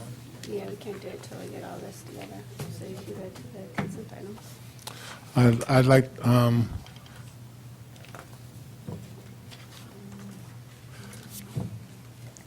at this time, while the superintendent and communication tallies tally the information and the scores, I'd like, I need a motion to move on to consent items. I motion that we move on to the consent items. I have a motion. Is there a second? Second. All those in favor? Aye. Wait, could I take 18C off?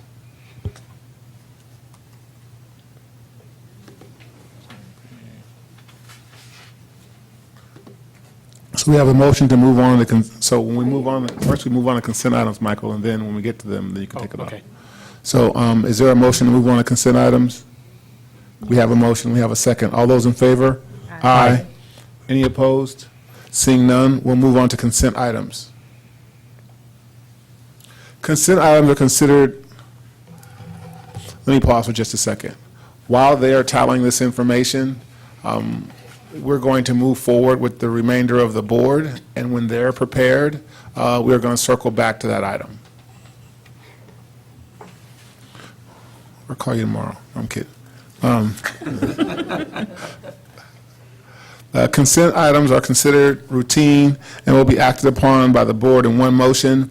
There is no discussion on these items prior to the motion unless members of the board, staff, or public request that a specific item be tabled or removed for discussion or correction.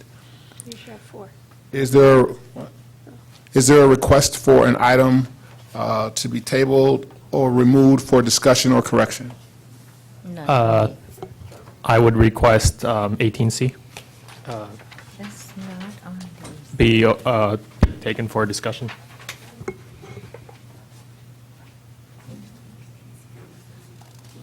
Okay, we,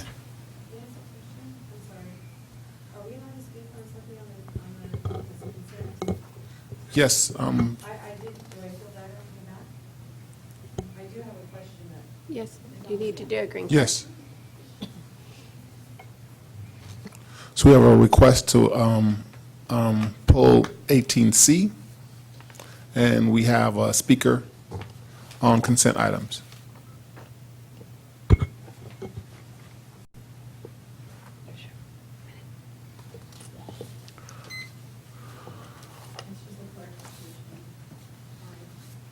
I'm sorry.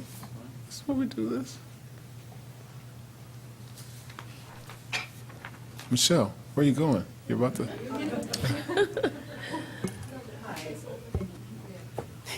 Hi, Michelle Messenger, Area CSEA Union President. Question on the personnel report. I haven't really had a chance to speak to Jonathan, but I just want to make clear that we negotiated step increases. Not step increases, but when people are promoted. This is about the personnel report on B. I would ask that if possible it could be pulled because it's incorrect. And I talked to Mr. James this morning about it, and he said that we need to talk in labor management. I do not feel comfortable that that the board votes on something that's on the consent item when it's incorrect. So in negotiation, I can explain it, but if you want me to leave it at that, I will, but in negotiations, when we negotiated that, anyone that's promoted will be at the same step that they were already at. We had 2 people that were promoted that were placed at step 1, not step 5. And that's a huge increase difference. So my ask is that it be pulled until we get that taken care of through labor management, which happens on Tuesday. Okay. With that said, we will refer to HR. Yes. Without having the backup documents with me tonight, I can't confirm or deny anything you just said. I'm not doubting it. But what we can always do is retro if we've made a mistake. So that's not going to be the issue. So if we need to make sure that one of these are incorrect, then we can always make it right for the following board report. My concern is the board is voting on something that's incorrect. 23. Well, and the thing is we would never jeopardize our employee's salary once we've been brought to our attention. And I'm thinking in the past, Michelle, we've probably made mistakes where we corrected it even though it went to the board as well. You know what I'm saying? I want it to be made known that if there's an error, so when it does get brought up, that And I appreciate you bringing this to our attention and to the board. I wish I would have known before 2 minutes ago. Didn't know at all. Nobody talked to me. Because then I could have done the backup report, then we could pull it and we can make the amendment and stuff. Right, but Mr. James did say that you have since we have to meet. Right, right. Jonathan, what is, just a point of clarification, what is the issue if we just table this item until the next board meeting? We could, and then we just want to make sure, we could go either way. I just want to make sure our employees get paid their proper amount. So we could table, I don't know who the two names are, and I'm not comfortable saying without having backup documents in front of me. You know what I'm saying? I don't have the backup, because you know the names I take, Michelle? Yes. Okay, without saying them yet, If no. I could interrupt. Yeah. The way we've handled things like this in the past is to amend the personnel report by taking the person in question off and then approving the rest of the report. That's what I would suggest. Right. I just wish I had the backup to confirm. I don't have that. So is there, You don't have this documentation? Not in front of me, no. so we can make a I motion? mean, I have the personnel report, but I don't have, there's backup documentation, the paperwork. So here's what we're going to do. Yeah. We're going to make a motion to remove the folks from the personnel report so that we will not be voting on something that is in error because they've been removed. Thank you. Can you provide the names? Let's know the name, provide the name. Now? Oh, Sherry Ames and. No, Sherry Ames, She was promoted to our Paul department. Willie, Michelle Ekrit, and David Ames. Yes, Michelle Ekrit and David Ames. And we're dealing with the other two that have already been approved. And this is for the new contract language that took Correct. effect July 1, right? Correct. And the other two that I mentioned are incorrect as well. And I think they're already voted on. Yeah. What are we doing? Thank you very much. Sorry for the confusion. Thank you, Michelle. Thank you, Michelle. Okay, with that said, I would like to make the motion to approve the consent items, except for the four names that, okay, I'm going to go Sherry Ames, Michelle Ekert, David Ames, David Ames and Michelle Ekrit yes, on this report. okay, Correct, thank you. all right. Okay. And there's also, Michael, you made the motion that you want to pull item 18C. So I need a motion to, did you approve the consent items except for the names in 18B, and we're pulling 18C? Yes. The motion has been made by Vice President Han Lien. Is there a second? Second. All those in favor? Aye. Any opposed? Okay. We've pulled the item on 18, items from 18B, and now, Michael, we need 18C. Yes, I'd like to amend Part 15, Board Communications Requests.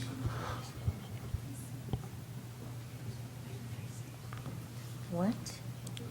You're referring to 18C. Which is approval of the last meeting's minutes, correct? Right. Yes. Okay, on the last meeting's minutes, Section 15, Board Communications Requests, if it could reflect that I requested that we do a discussion item on our involvement with the city's GPAC. Okay, walk me through that just a little bit. So you're asking for the minutes for June 15th to be amended to include, For June 25th, but yeah. for June 25th, minutes to be amended to include your request to, regarding the participation in the city's general plan Advisory committee, yes. advisory committee.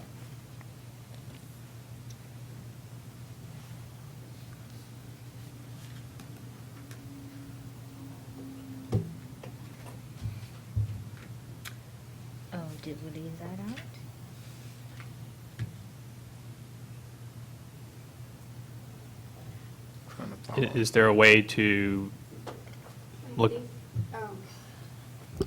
I think what Michael is asking is just to make sure that we bring forward for discussion at our next board meeting, the General Plan Advisory Committee.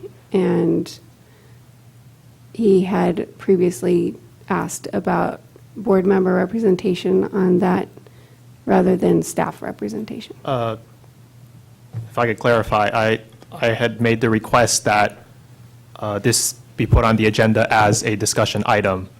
Correct. I made that request at that previous meeting as well as some other meetings and in email format. Just wanted the record to reflect that. That's all. We'll make sure it's on there. Great. Okay.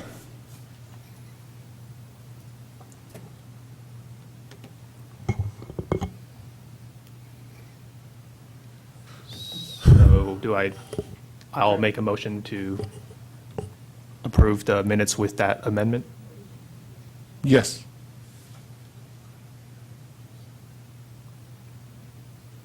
So I'm going to make that motion. Okay, there's a motion to approve the June 25th meeting minutes with the addition of the clarification that Michael requested about the GPAC discussion be added to the agenda. Is there a second? Yeah, I'll second it. We have a motion and a second. All those in favor? Aye. Aye. Motion carries. Date of future board meetings. Future board meetings, August 27th, 2019, closed session 6 p.m., open session 7 p.m., September 10th, closed session 6 p.m., open session 7 p.m., September 24th, closed session 6 p.m., open session 7 p.m., October 8th, 2019, closed session 6 p.m., open session 7 p.m.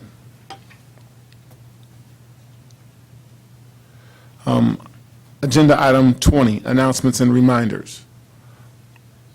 Are there any other, from staff or board, any upcoming announcements or reminders that we'd like to share with the public? School starts Thursday. Oh, yeah, that's a pretty big one. Autumn Festival? Oh, yes. September 20, let me see, September 20, September 28 is the Autumn Festival at San Jose City College Extension, right across from Milpitas High. It will be from noon to 7 p.m., and we would like to see a lot of you, so please come out and enjoy the day with us. Can you tell them a little bit about it? It's the Autumn Festival where kids come together, celebrate autumn. We are going to have lanterns. We will have lantern contest. Whoever makes the best looking lanterns will win a prize. And we will have about 10 booths of food, different kinds of food. What else do we have there? The dance? Singing, dancing. I'm really helping Robert. Okay. We will send the flyers out. And what you're We're seeing working on before the you, flyers. and what you're seeing before you is a month and a half off of not doing any board meetings. We are extremely rusty, but we are going to come back to speed. Our timing's a little bit off. We will come back up to speed relatively quickly. This this new board member issue has been weighing heavily on all of our hearts.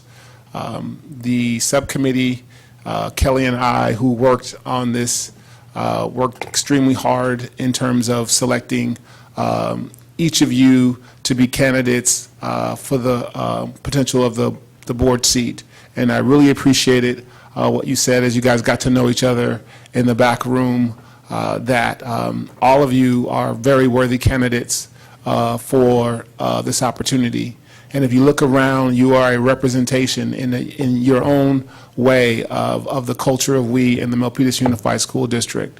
And whomever is selected, we're going to be extremely excited about you becoming a part of this great work that we're doing. I can promise you, you are going to learn things about public education that you never knew. You are going to get a completely different perspective on our education system, not only in Milpitas Unified School District, but in other school districts, because we're a K-12, meaning we have one high school, one comprehensive high school, a continuation high, an alternative high school, adult education. We also provide education at Elmwood Correctional Facility. We have 10 elementary schools and 2 middle schools. I'm not aware of any other districts in Santa Clara County with that particular makeup. We are one unified district for the city of Milpitas. As you know, San Jose has a number of districts, as do other cities. So our ability to move things forward has been a large part due to Cheryl, her executive cabinet, the city leaders, and everyone else who believes in the work that we're doing. And in turn, the parents and the students and the teachers have embraced our efforts, as well as the classified employees. And it's been a lot of hard work, and you just saw one of the interchanges that we kind of have as a family in the culture of we. When we make mistakes, we try to figure them out. Everybody stands their ground, and we move forward. That's what this is about. And with that said, So, Min has 3 votes as the number 1, and 1 vote as number 2. Chia has 2 votes as number 1 and 1 vote as number 2. Chia had the top score, followed by Min on the straight ranking. So it looks like the board needs to discuss between Min and Ling. could you clarify? Could you say that one more time for us, please? If we go by the ranking,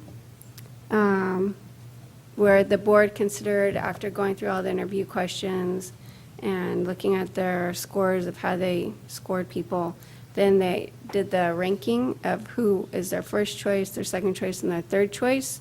And on the ranking, Min, 3 of the board members ranked Min as their number 1 choice. 1 board member ranked Min as the number 2 choice. And then 2 board members ranked Ling as their number 1 choice. 1 board member ranked Ling as their number 2 choice. And 2 other board members ranked Mauricio as their number 2 choice. And for the scores, if we went simply by scores, Ling and Min are the top 2.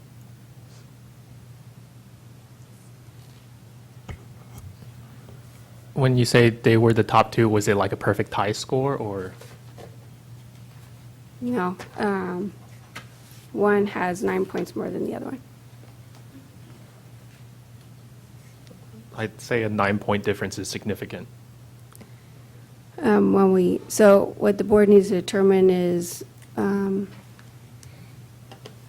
if you were going off of what the board members felt as their first choice ranking, 3 selected Min and 2 selected Ling. That is on this. Right, that's on the ranking sheet that the board members looked at after they had all of the interview questions completed.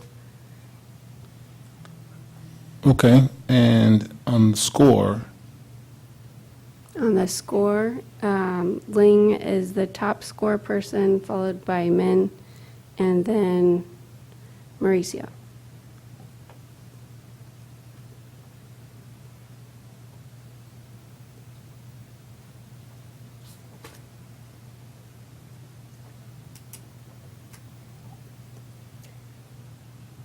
Then we need to discuss, or should we vote? So it sounds like we were discussing the top two candidates, Yep. and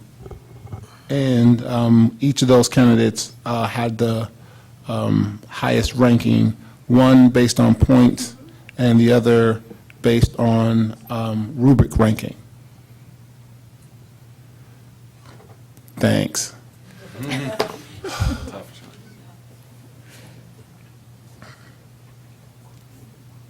We have time, we won't be here till Well- midnight. So if we were doing an interview for a staff position, just to throw out this suggestion, one thing that happens in amongst the interview panel is they talk about the strengths of one and the strengths of the other, and try to come to consensus that way. Perhaps we could get our sheets back so we could review our thoughts about them. Sure. So let's talk about some choices that we want to give ourselves to make a decision. We have the opportunity to, there's two options that we have based on the rubric, the rating system that we put forth. We have the score sheet, and we also have the rankings. You said. Well, the score sheet is a much more granular and fine metric of comparison versus the ranking system, where between rank 1, rank 2, rank 3, you don't know how many points of difference that's representing. So a difference between two ranks could be 10 points, it could be 20 points, it could be 1 point. We don't really know. That's kind of a very coarse measure of a candidate. And for something like this, we have to go with a much more fine measure. I know for myself, a lot of times I found myself deciding like a 0.5 between two different numerical categories on the scoring rubric.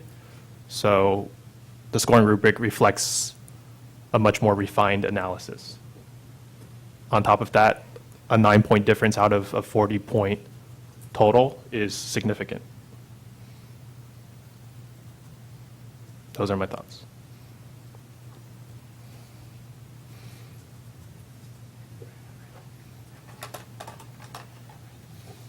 Thank you, Michael.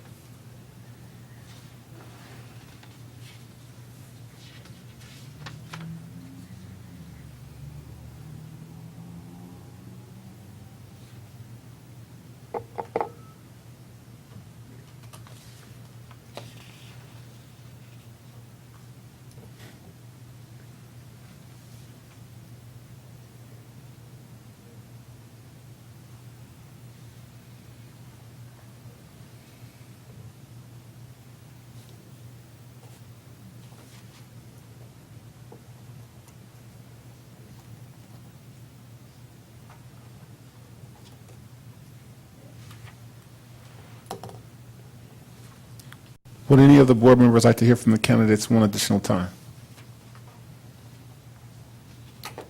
Are we able to ask additional questions, like moving forward? I know it was in We the. are in uncharted territory, so we're going to decide how we do this together. Superintendent Jordan, any recommendations? Well, one thing you might consider is how would the candidates' responses fit with our strategic goals that we've talked about, also with our why that we discussed and came up with when we had our board retreat last spring. Which one's responses reflect those? As putting on my HR hat, part of the reason why we do a ranking such as this and not a straight score is because it allows the interview panel to also consider those things, such as how does somebody align with what the culture of the team is.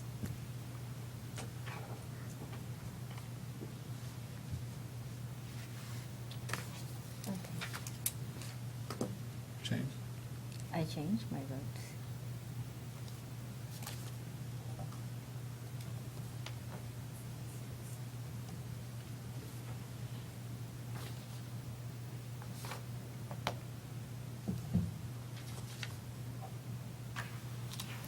Cheryl, do you remember if the last time we did this, I think it was January 2017? Was it a straight scoring system, right? Yeah, last time we didn't involve any discussion. It was just a score. That was it. And I didn't like that process because I was in the same boat as you guys were. And I came in with strengths and all that stuff, but at the same time, I was very nervous. I had people telling me, you need to say this, you need to say that, and I kind of blanked out during the interview process. And it went on a straight scoring system. And, and I didn't get selected. But, here I am, I ran for election. So we can discuss or try to find out what Cheryl suggested, to find out, the goals and how it aligns with our views. Does Hans' change make a difference? Doing that.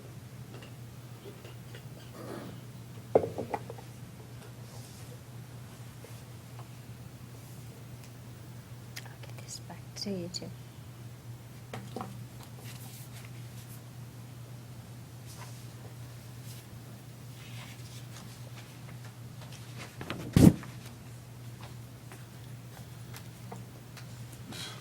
It makes it closer. It puts Now it's essentially, is it 5? 125.25, 123.75. It made it closer. But the result, the The same. Ling is 125.25. Ming was 123.75. It narrowed it. By about 1.5 points. Okay. Just with one.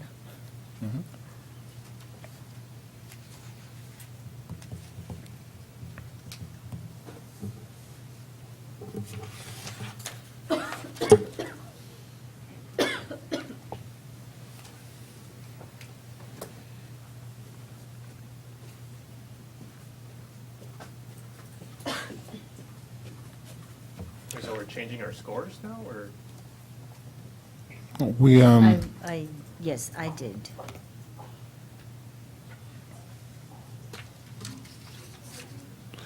as I look at the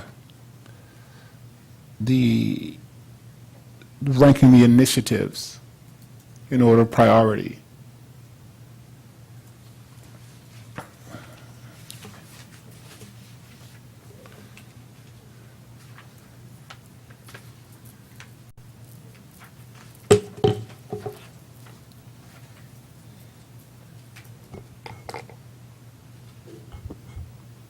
Wait, so just to be clear, we're allowed to change our scores?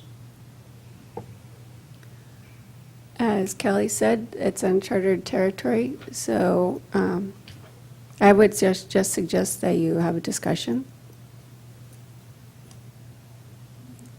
I think that you have the ranking, you have the scores. I would just recommend discussing and coming to consensus that way.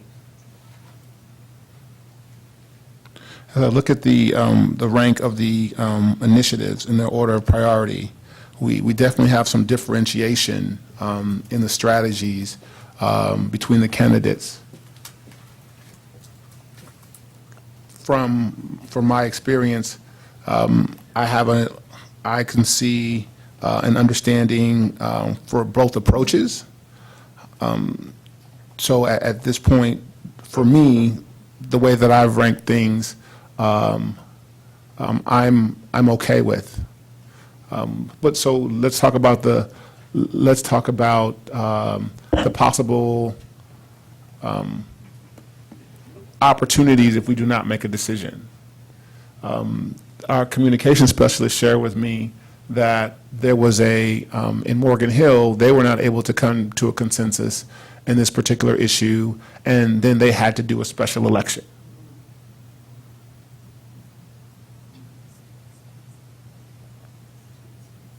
Yep.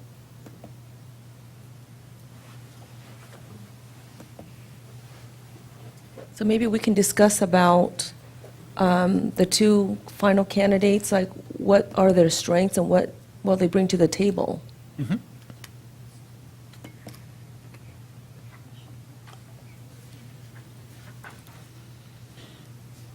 And as we look at the different categories on the questions that they had,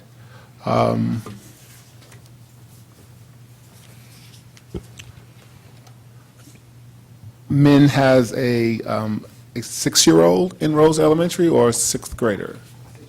He has a 6-year-old at Rose Elementary, and Ling has a middle school student and a freshman student, or sophomore. And both children have been in MUSD since kindergarten. I believe we have a number of years residing in the district. In Min's case, he's been in the district 5 years. In Ling's case, she's been in the district 13. 13 years.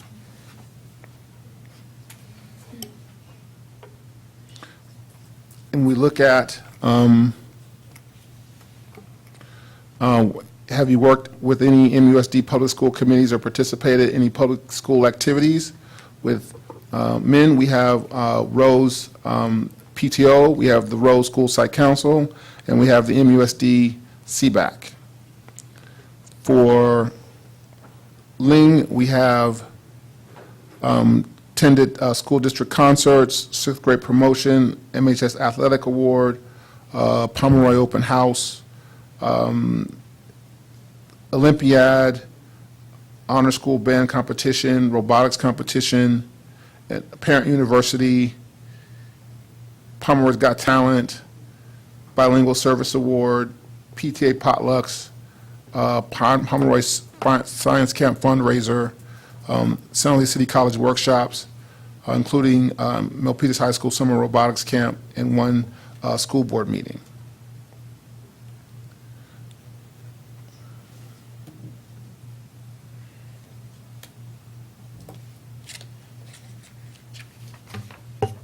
So if we're going to do that, why don't we just go down the list and keep doing this compare and contrast?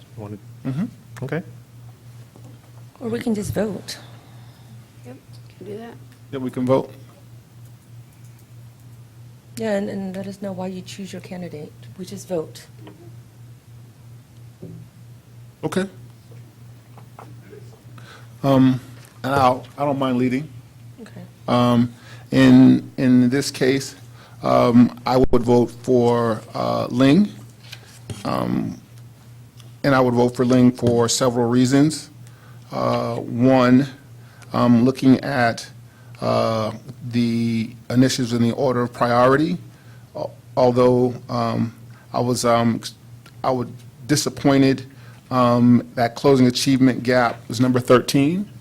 I saw capital campaigning as number 3, and realizing that in order for us to do some of the things that we want to accomplish, we need to have the resources to be able to do that, because the way that the state funds school districts, we have to find new ways to bring money into the district in order for us to support our teachers and accomplish some of the things that we would like to accomplish when it comes to a closing the achievement gap. My history of understanding the achievement gap, at the end of the day, in the districts that have closed the achievement gap, they have plenty of funding, and we are always battling with funding in our district. So that was a very interesting exchange for me, and one of the reasons why I saw that as forward-thinking and out of the box.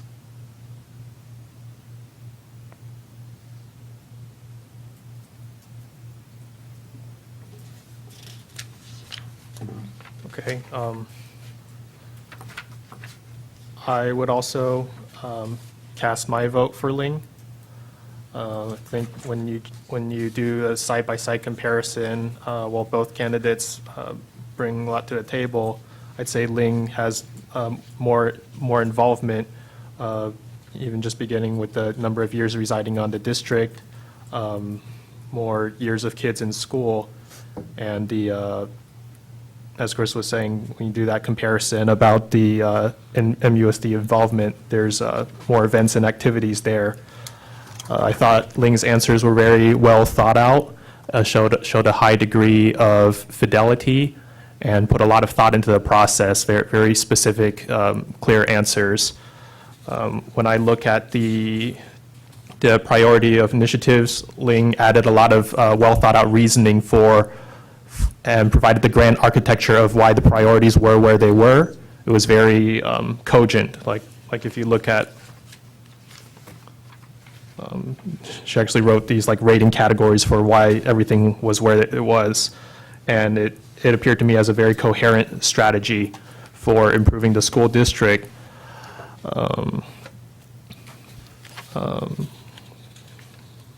On improving communications and relationships, I see a candidate who's not afraid to ask the tough questions and break down the silos and challenge some of the orthodoxy. As for community involvement, the partnerships with the city are already there. I know a recurring issue in Milpitas has been the odor issue, and it's something that a lot of kids and families feel particularly affected by, especially the younger children breathing in the air. So that seems like valuable expertise to add to the board. I mean, both candidates, either candidate would do very well. Agreed. And that's why it makes it so hard. But just looking at the application,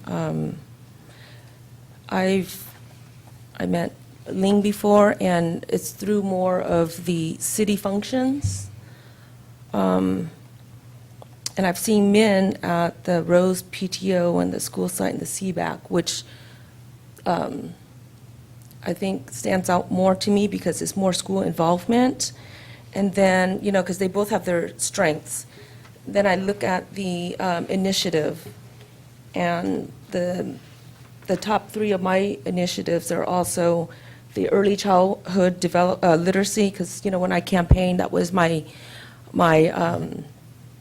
one of my goals was the early childhood. Also school safety, and then closing the achievement gaps. Because of these initiatives, I'm leaning towards Min on that. And for me, I cast my vote for Min due to the reasons of his PTA roles involvement, MUSD. For Ling, yes, she went to concerts, she's appearing at these events, but maybe because you have your kids in those programs that you are attending, and not because of your volunteer and involvement on PTA. I like the answers that I see for Ming, and his closing statement make me feels like he can work well with the district, with the staff, with all of us, and that's why I cast my vote for Ming.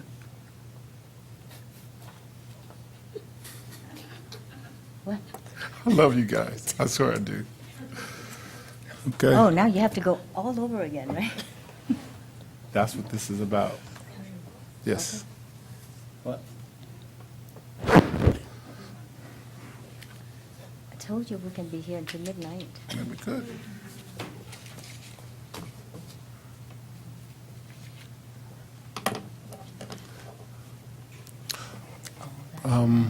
At this point, I would like both candidates to take a seat. Come up to the, take a seat at the table, please. Can we do a candidates forum?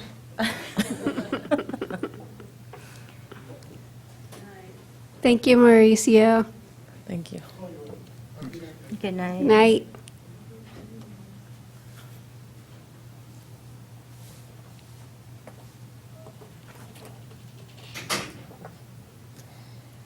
Okay. Can each of us ask a Can you imagine what it's like to be up here in the process that it took us 4 hours to select out of 17 candidates? As I said, kind of in my closing statements, You have to make sure it's on. The green button. No, it was a. now it's on. As I said in my closing statements, I got to meet Ling in the back and just having conversation. And again, why we're here is because there are a lot of qualified candidates and a lot of passionate parents who want to be involved. And from that standpoint, yes, we do bring different strengths, but we're very supportive of each other right now. Like, we just had a conversation, like, do you really want this post? I'll step down, or you'll step down, and just to make the decision easier. But at the same time, I said, you know what, let's let the board decide, because ultimately... Of course you would. Of course you did. Ultimately, it's one of those, I'm a little selfless in that sense. I want the best person possible to be part of this board, because even if I don't get selected, I'm still a parent in this district, and I'm still going to advocate as far as continuing to really, participate, grow. I know that some of my answers were probably a little nervous as far as giving the feedback. Obviously, this is the first time sitting in front of a microphone in this sense. But I think for myself, I wanted to convey a little bit more as I was sitting here listening to the other candidates' interview and really thinking it through as far as the response. I think ultimately the strategic goal of anything else is really just to establish a well-thought-out educational community to really provide as much resources as we can to all youth and students. And from that standpoint, it's I think after that, you have the vision, now let's go execute, and let's build upon that strategic plan. Let's, to that point, find the capital funding, build the infrastructure, ensure that we have the right, educators involved, the right talent. At the same time, from a human resource standpoint, really develop that talent too. It's not just recruiting, it's also bringing folks into the fold, helping them move along, and really just further bring the Milpitas Unified School District further along. I think the school district is really in a very unique position in the sense of it's growing. Matos Elementary just opened, was it last year? And they're still going through that phase. They're only K-3 now, but at some point, you would hope that that continues to expand, to improve. The bond measure, as far as bringing the new high school into fold, being a new resident, I didn't know that, we only have one high school here. But from that standpoint, it's pretty large and it's good. But at the same time, we have to provide, the appropriate landscape for them to continue to grow and learn and really meet the demands of the city as far as the growing population. So there's a lot involved, I think, between me and Lee. We don't know everything, but at the same time, we're willing to put our best foot forward and really striving for that. So I'll stop and I'll let Lee talk. I'll just echo Min's sentiment because of the chance that we had to mingle and chat with all the candidates in the back room. I'm really confident that, whichever direction you go with, our district is going to be in good hands. And the whole reason why I stepped up in the first place was because I thought nobody was going to run, so I'm just going to just throw my ring into the hat. Because at the end of it, you can tell that all of us, everyone who showed up today, is passionate about our children, about the community, and about this district in general. We want everyone to be successful, and the whole reason why we're here is because of that goal and that vision. And as Ms. Hon Lian was mentioning, that she doesn't see me as an active education advocate in the past because it looks like I haven't stepped up in the PTA. And I think I made that very clear in the beginning, that I had not had the opportunity to do so because of my full-time job that is very demanding. I mean, if you work in tech, you know that it is long hours, and I support a lot of geo and a lot of regions. So I want to make sure that you all know that I've always been supportive of the district. Just because I'm not on the PTA doesn't mean that I do not care. I hope that that doesn't come across that way. Because a lot of us in this district, like I think Min also brought it up, we live in Silicon Valley where cost of living is so high that everybody feels that we need 2 income to even make it out here. So a lot of people make sacrifices, and truly, from the bottom of my heart, all of you have been tremendous contributors in this community by stepping up for as long as you have. And everyone who showed up today are doing the same thing. So either way, I respect your decision, and you're in good hands. So,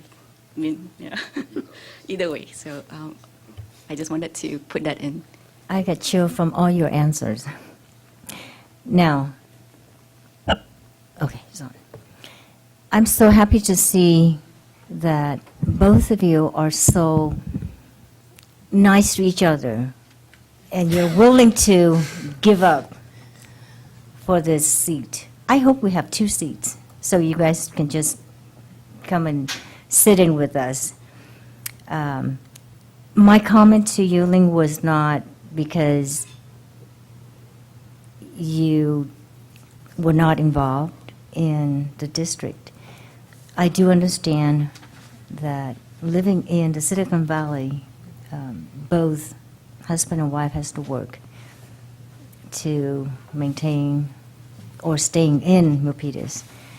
I do too. And I was like you. I was not very involved in my district before I ran for school board because I had 2 jobs and I had to work, and I have 3 kids on my own, and then I took care of 7 other kids for my siblings. Makes it, a whole dozen at home. And I attended events with the kids, but I never attended the PTA or CBAC or whatever, other committees. I was not criticizing you in that sense, so I just want you to understand that. I just wanted to make it clear as well that, it's not that I have no interest in Right. education. So, Yes. and I'm an active advocate for the community in many other issues. So, if you find that in this case where Min is a better advocate for education, let that be recognized. So, I'm fine either way I mentioned. Thank you. Could I say something? Of course. So, Come on. so, before, I was elected, I did not realize how much time commitment this was. I mean, you would think that it was just 2 meetings a month, right? But, our meetings start at 4, sometimes we finish at midnight. And then in between our meetings, we attend other events, a lot of trainings, a lot of time commitment. So I know both of your jobs, Min, you're working off of Winchester and San Jose, and Ling, where's your job? I'm in Santa Clara. Santa Clara. I guess what I'm saying is your job needs to be somewhat flexible, because there are sometimes last-minute meetings, closed sessions. Sometimes we think it's a 2-hour meeting, but it's a 4-hour meeting. We don't get paid extra for this. It's a service, So, if you, I guess if you, want to be on the board, these are some of the things that you have to give up, is time spent with your family. And it's worth it for me, is giving back to the community and supporting, the schools where my children are attending. And it's commitment. So those are the things that I knew that, going into this, there was some time commitment, but I did not realize how much time commitment it was. So that's something, looking forward to. I think I want to add to Kelly's story in the fact that she sat in that seat and she did not get selected. And when she didn't get selected, she didn't walk away because she was committed to being involved in public education. And she ran, I would probably say, one of the best campaigns in the city of Milpitas that I had ever seen. She was everywhere with signs, with community engagement, and she had her husband's support. He was right there by her side. Her kids were right there by her side because she knew that that's what she wanted to do and she wanted to be and what she wanted to be. And I tell her that every time. I'm like, you ran an amazing campaign based on the fact that you were not selected by committee. So I hope everyone understands that, because one of the questions I believe that we asked was, what is your appetite for a campaign beyond if you are selected or if you are not selected? You guys can choose who goes first in answering that question. You know what?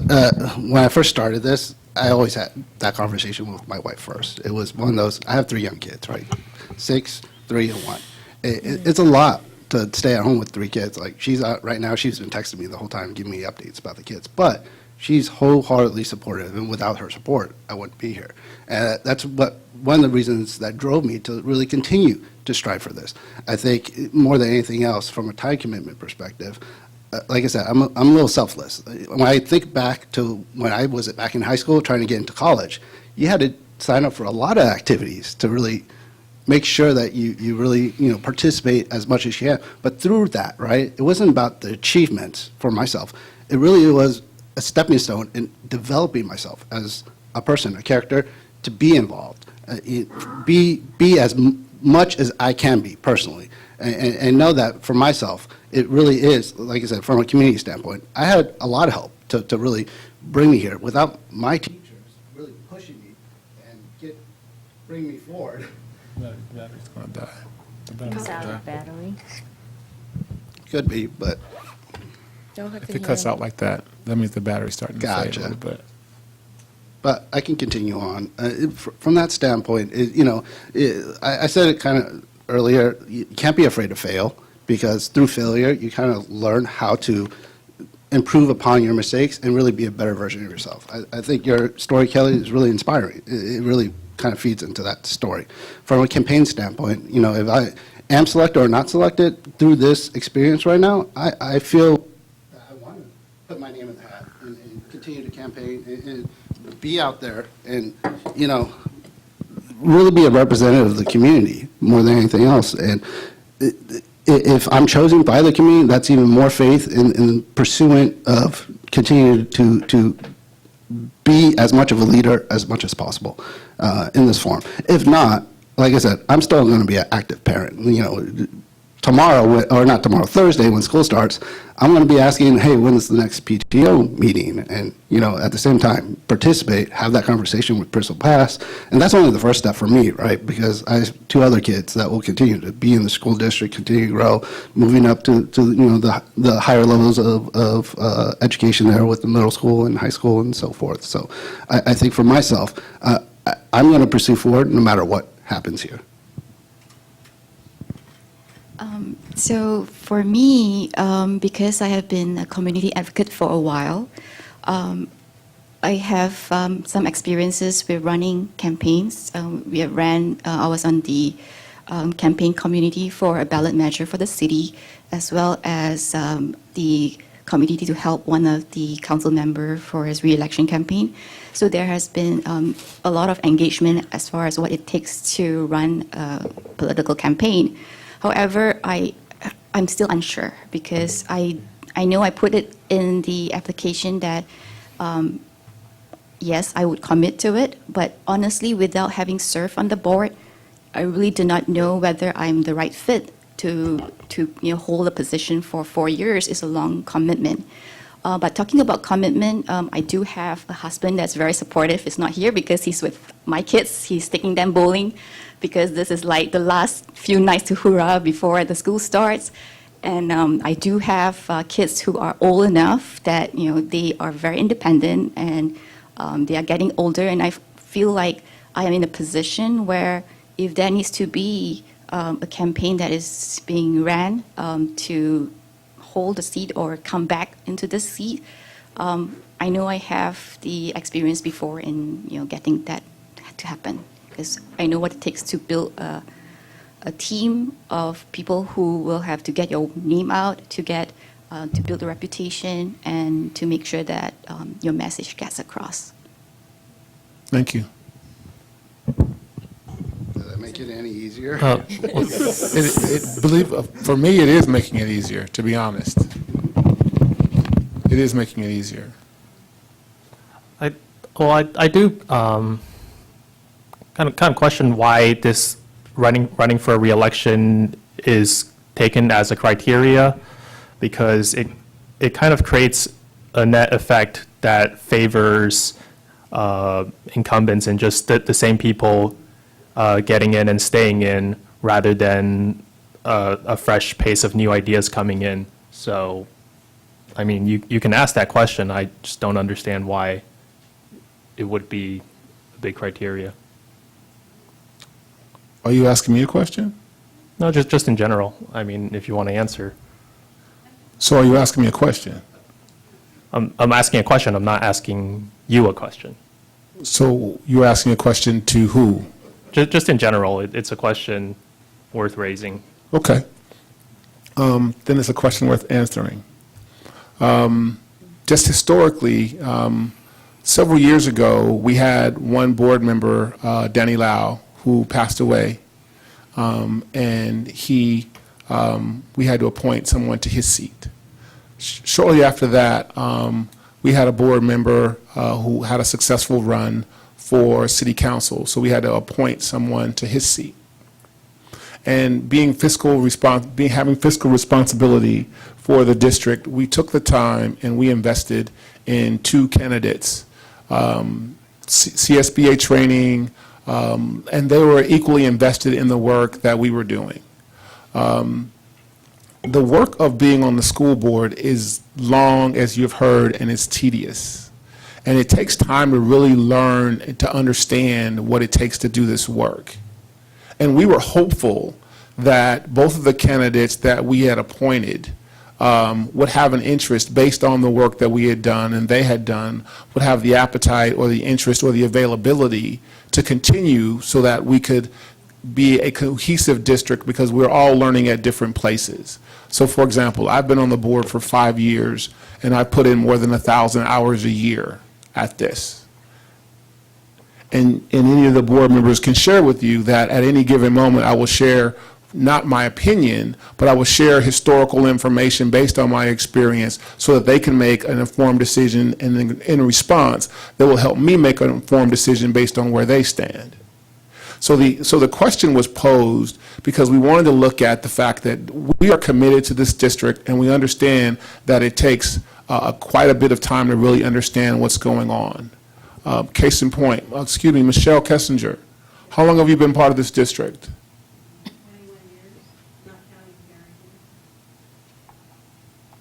21 years. That's why she has an understanding of when things happen as far as HR is concerned. That's why she's the leader of the CSBA, because she's put in the time and put in the effort to make sure she has a clear understanding on behalf of this, and the classified staff trust her. And sometimes, to be very candid, that she's not our favorite person. Because she, absolutely. But that's how we are, because we're all committed and we spend the time and we're vested. So to answer your question again, Mr. Sai, is the fact that if someone is willing to say that I am not here for the short term, if I'm willing to consider this work for the long haul, not for any other reason, but because I care about doing the work as I learn as I go, that's why the question was posed. Does that help you?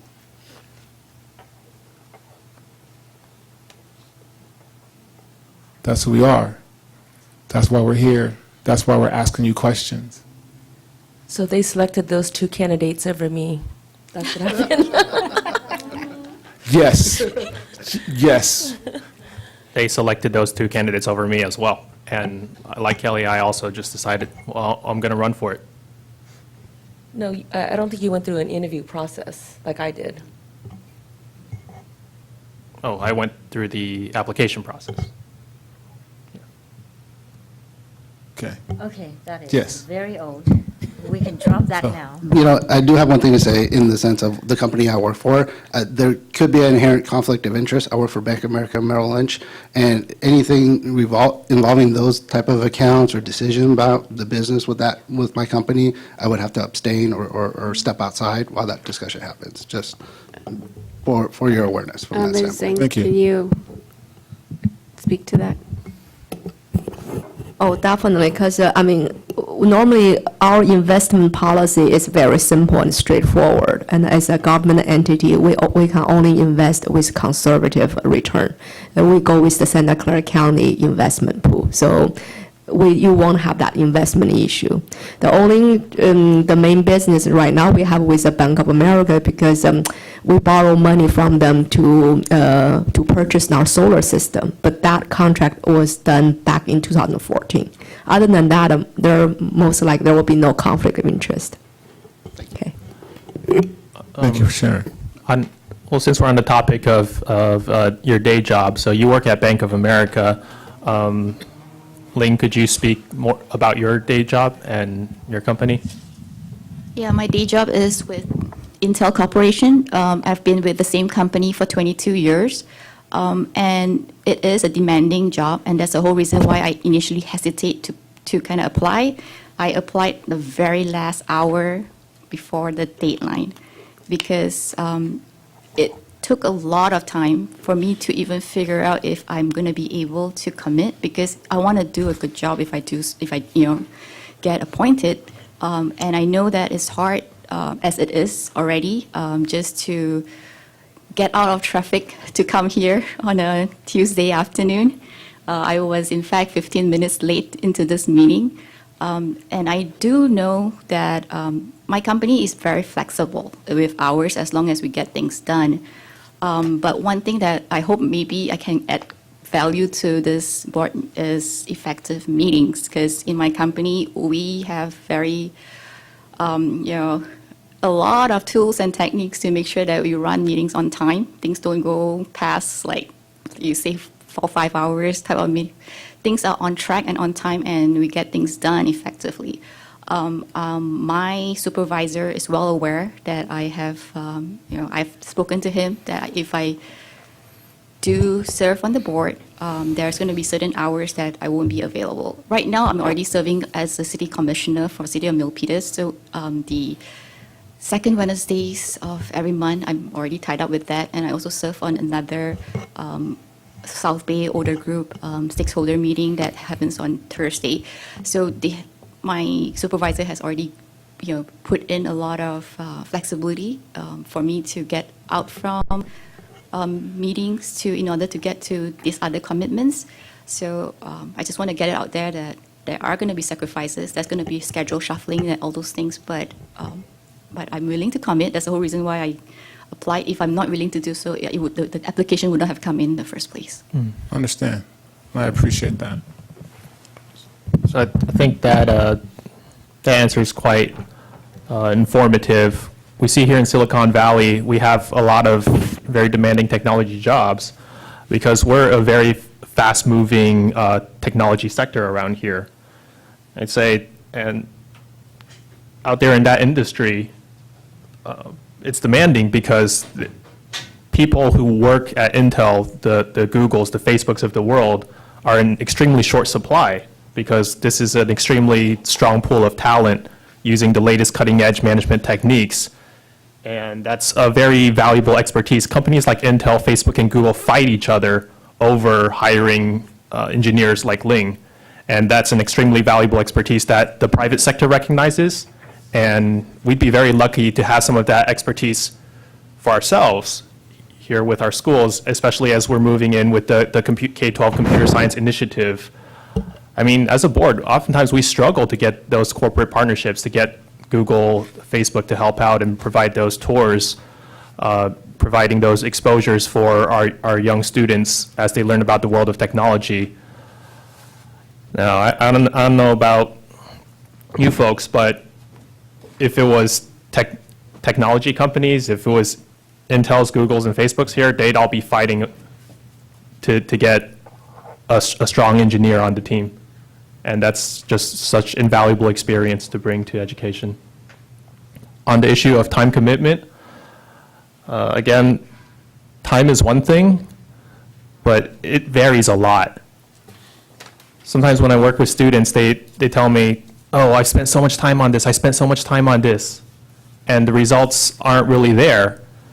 It's not so much about working hard or spending a lot of time as it is about working smart, asking the right questions and using the right techniques. When you have a really high performance individual, they're able to accomplish in maybe 15 minutes what someone else could spend 4 hours on and maybe not even get as good results. So much of it boils down to leadership technique, ideas, asking the right questions. So framing this discussion just in terms of the time you're putting in is maybe not the best approach. It's about being strategic, being efficient, and as many of us know, in elected official life, a lot of times afterwards, elected officials will joke about how long a meeting took. And I mean, time is one thing, but it's not the most important thing. Thank you, everyone.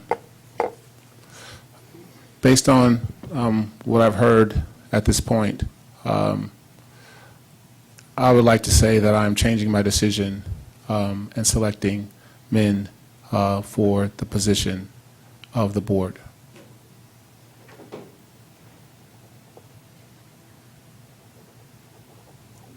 I'm holding my vote for Min. I'm holding my vote for Min. I'm holding my vote for Ling. It's kind of strange that we were told it was just going to be a straight rating rubric, but here we are. I'd like to thank the board for their diligence, as always, for your ability to see what you need to see and hold your positions based on the things that you've heard. I will be able to share with Ling the reason why I changed, and I will reserve that conversation for her and I. But at this point, we are going to move forward with Min. Congratulations. Thank you. And thank you, Ling. Congratulations. Now, Min, I need to swear you in. And then at the August 27th board meeting, we'll give you an opportunity to bring your family and do a public statement so we can celebrate. Sure. Thank you. So Thank if I you, could have Lynn, you go and to thank you, the Ming. podium. And I want to thank everybody for the opportunity to try out for this position. Thank you. Thank you. Thank you very much, Ling.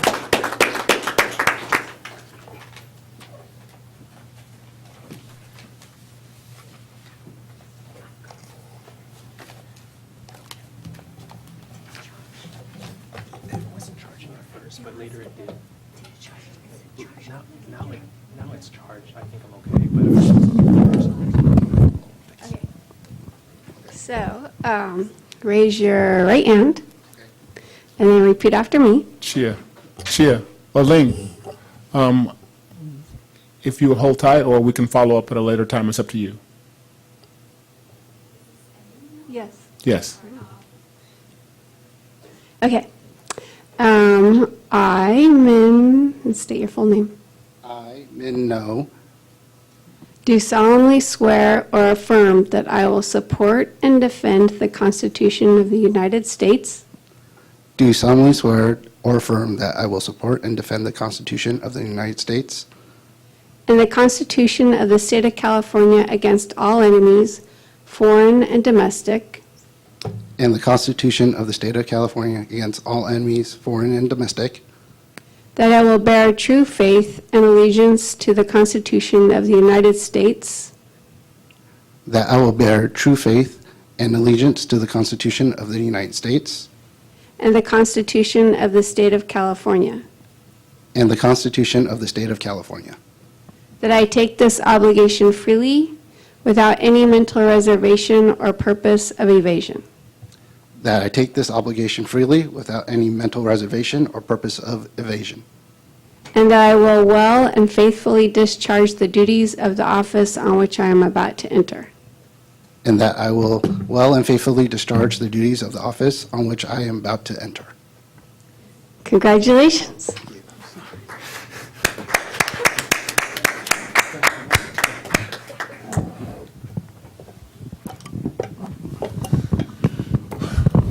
So that the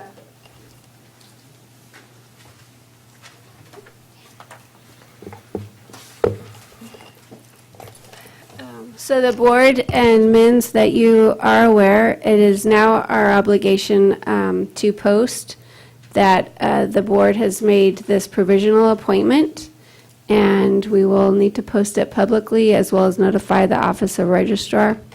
If we have no one who comes forward to contest it, then it will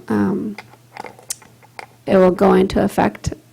And if we do have somebody who comes forward to attest it, they will need to follow the procedures for notifying the Office of Registrars, and then we'll have to place it on a vote by ballot. So we'll let you know by August 27th, or prior to that if we hear anybody. And it'll be posted publicly tomorrow. And with that said, we're adjourned.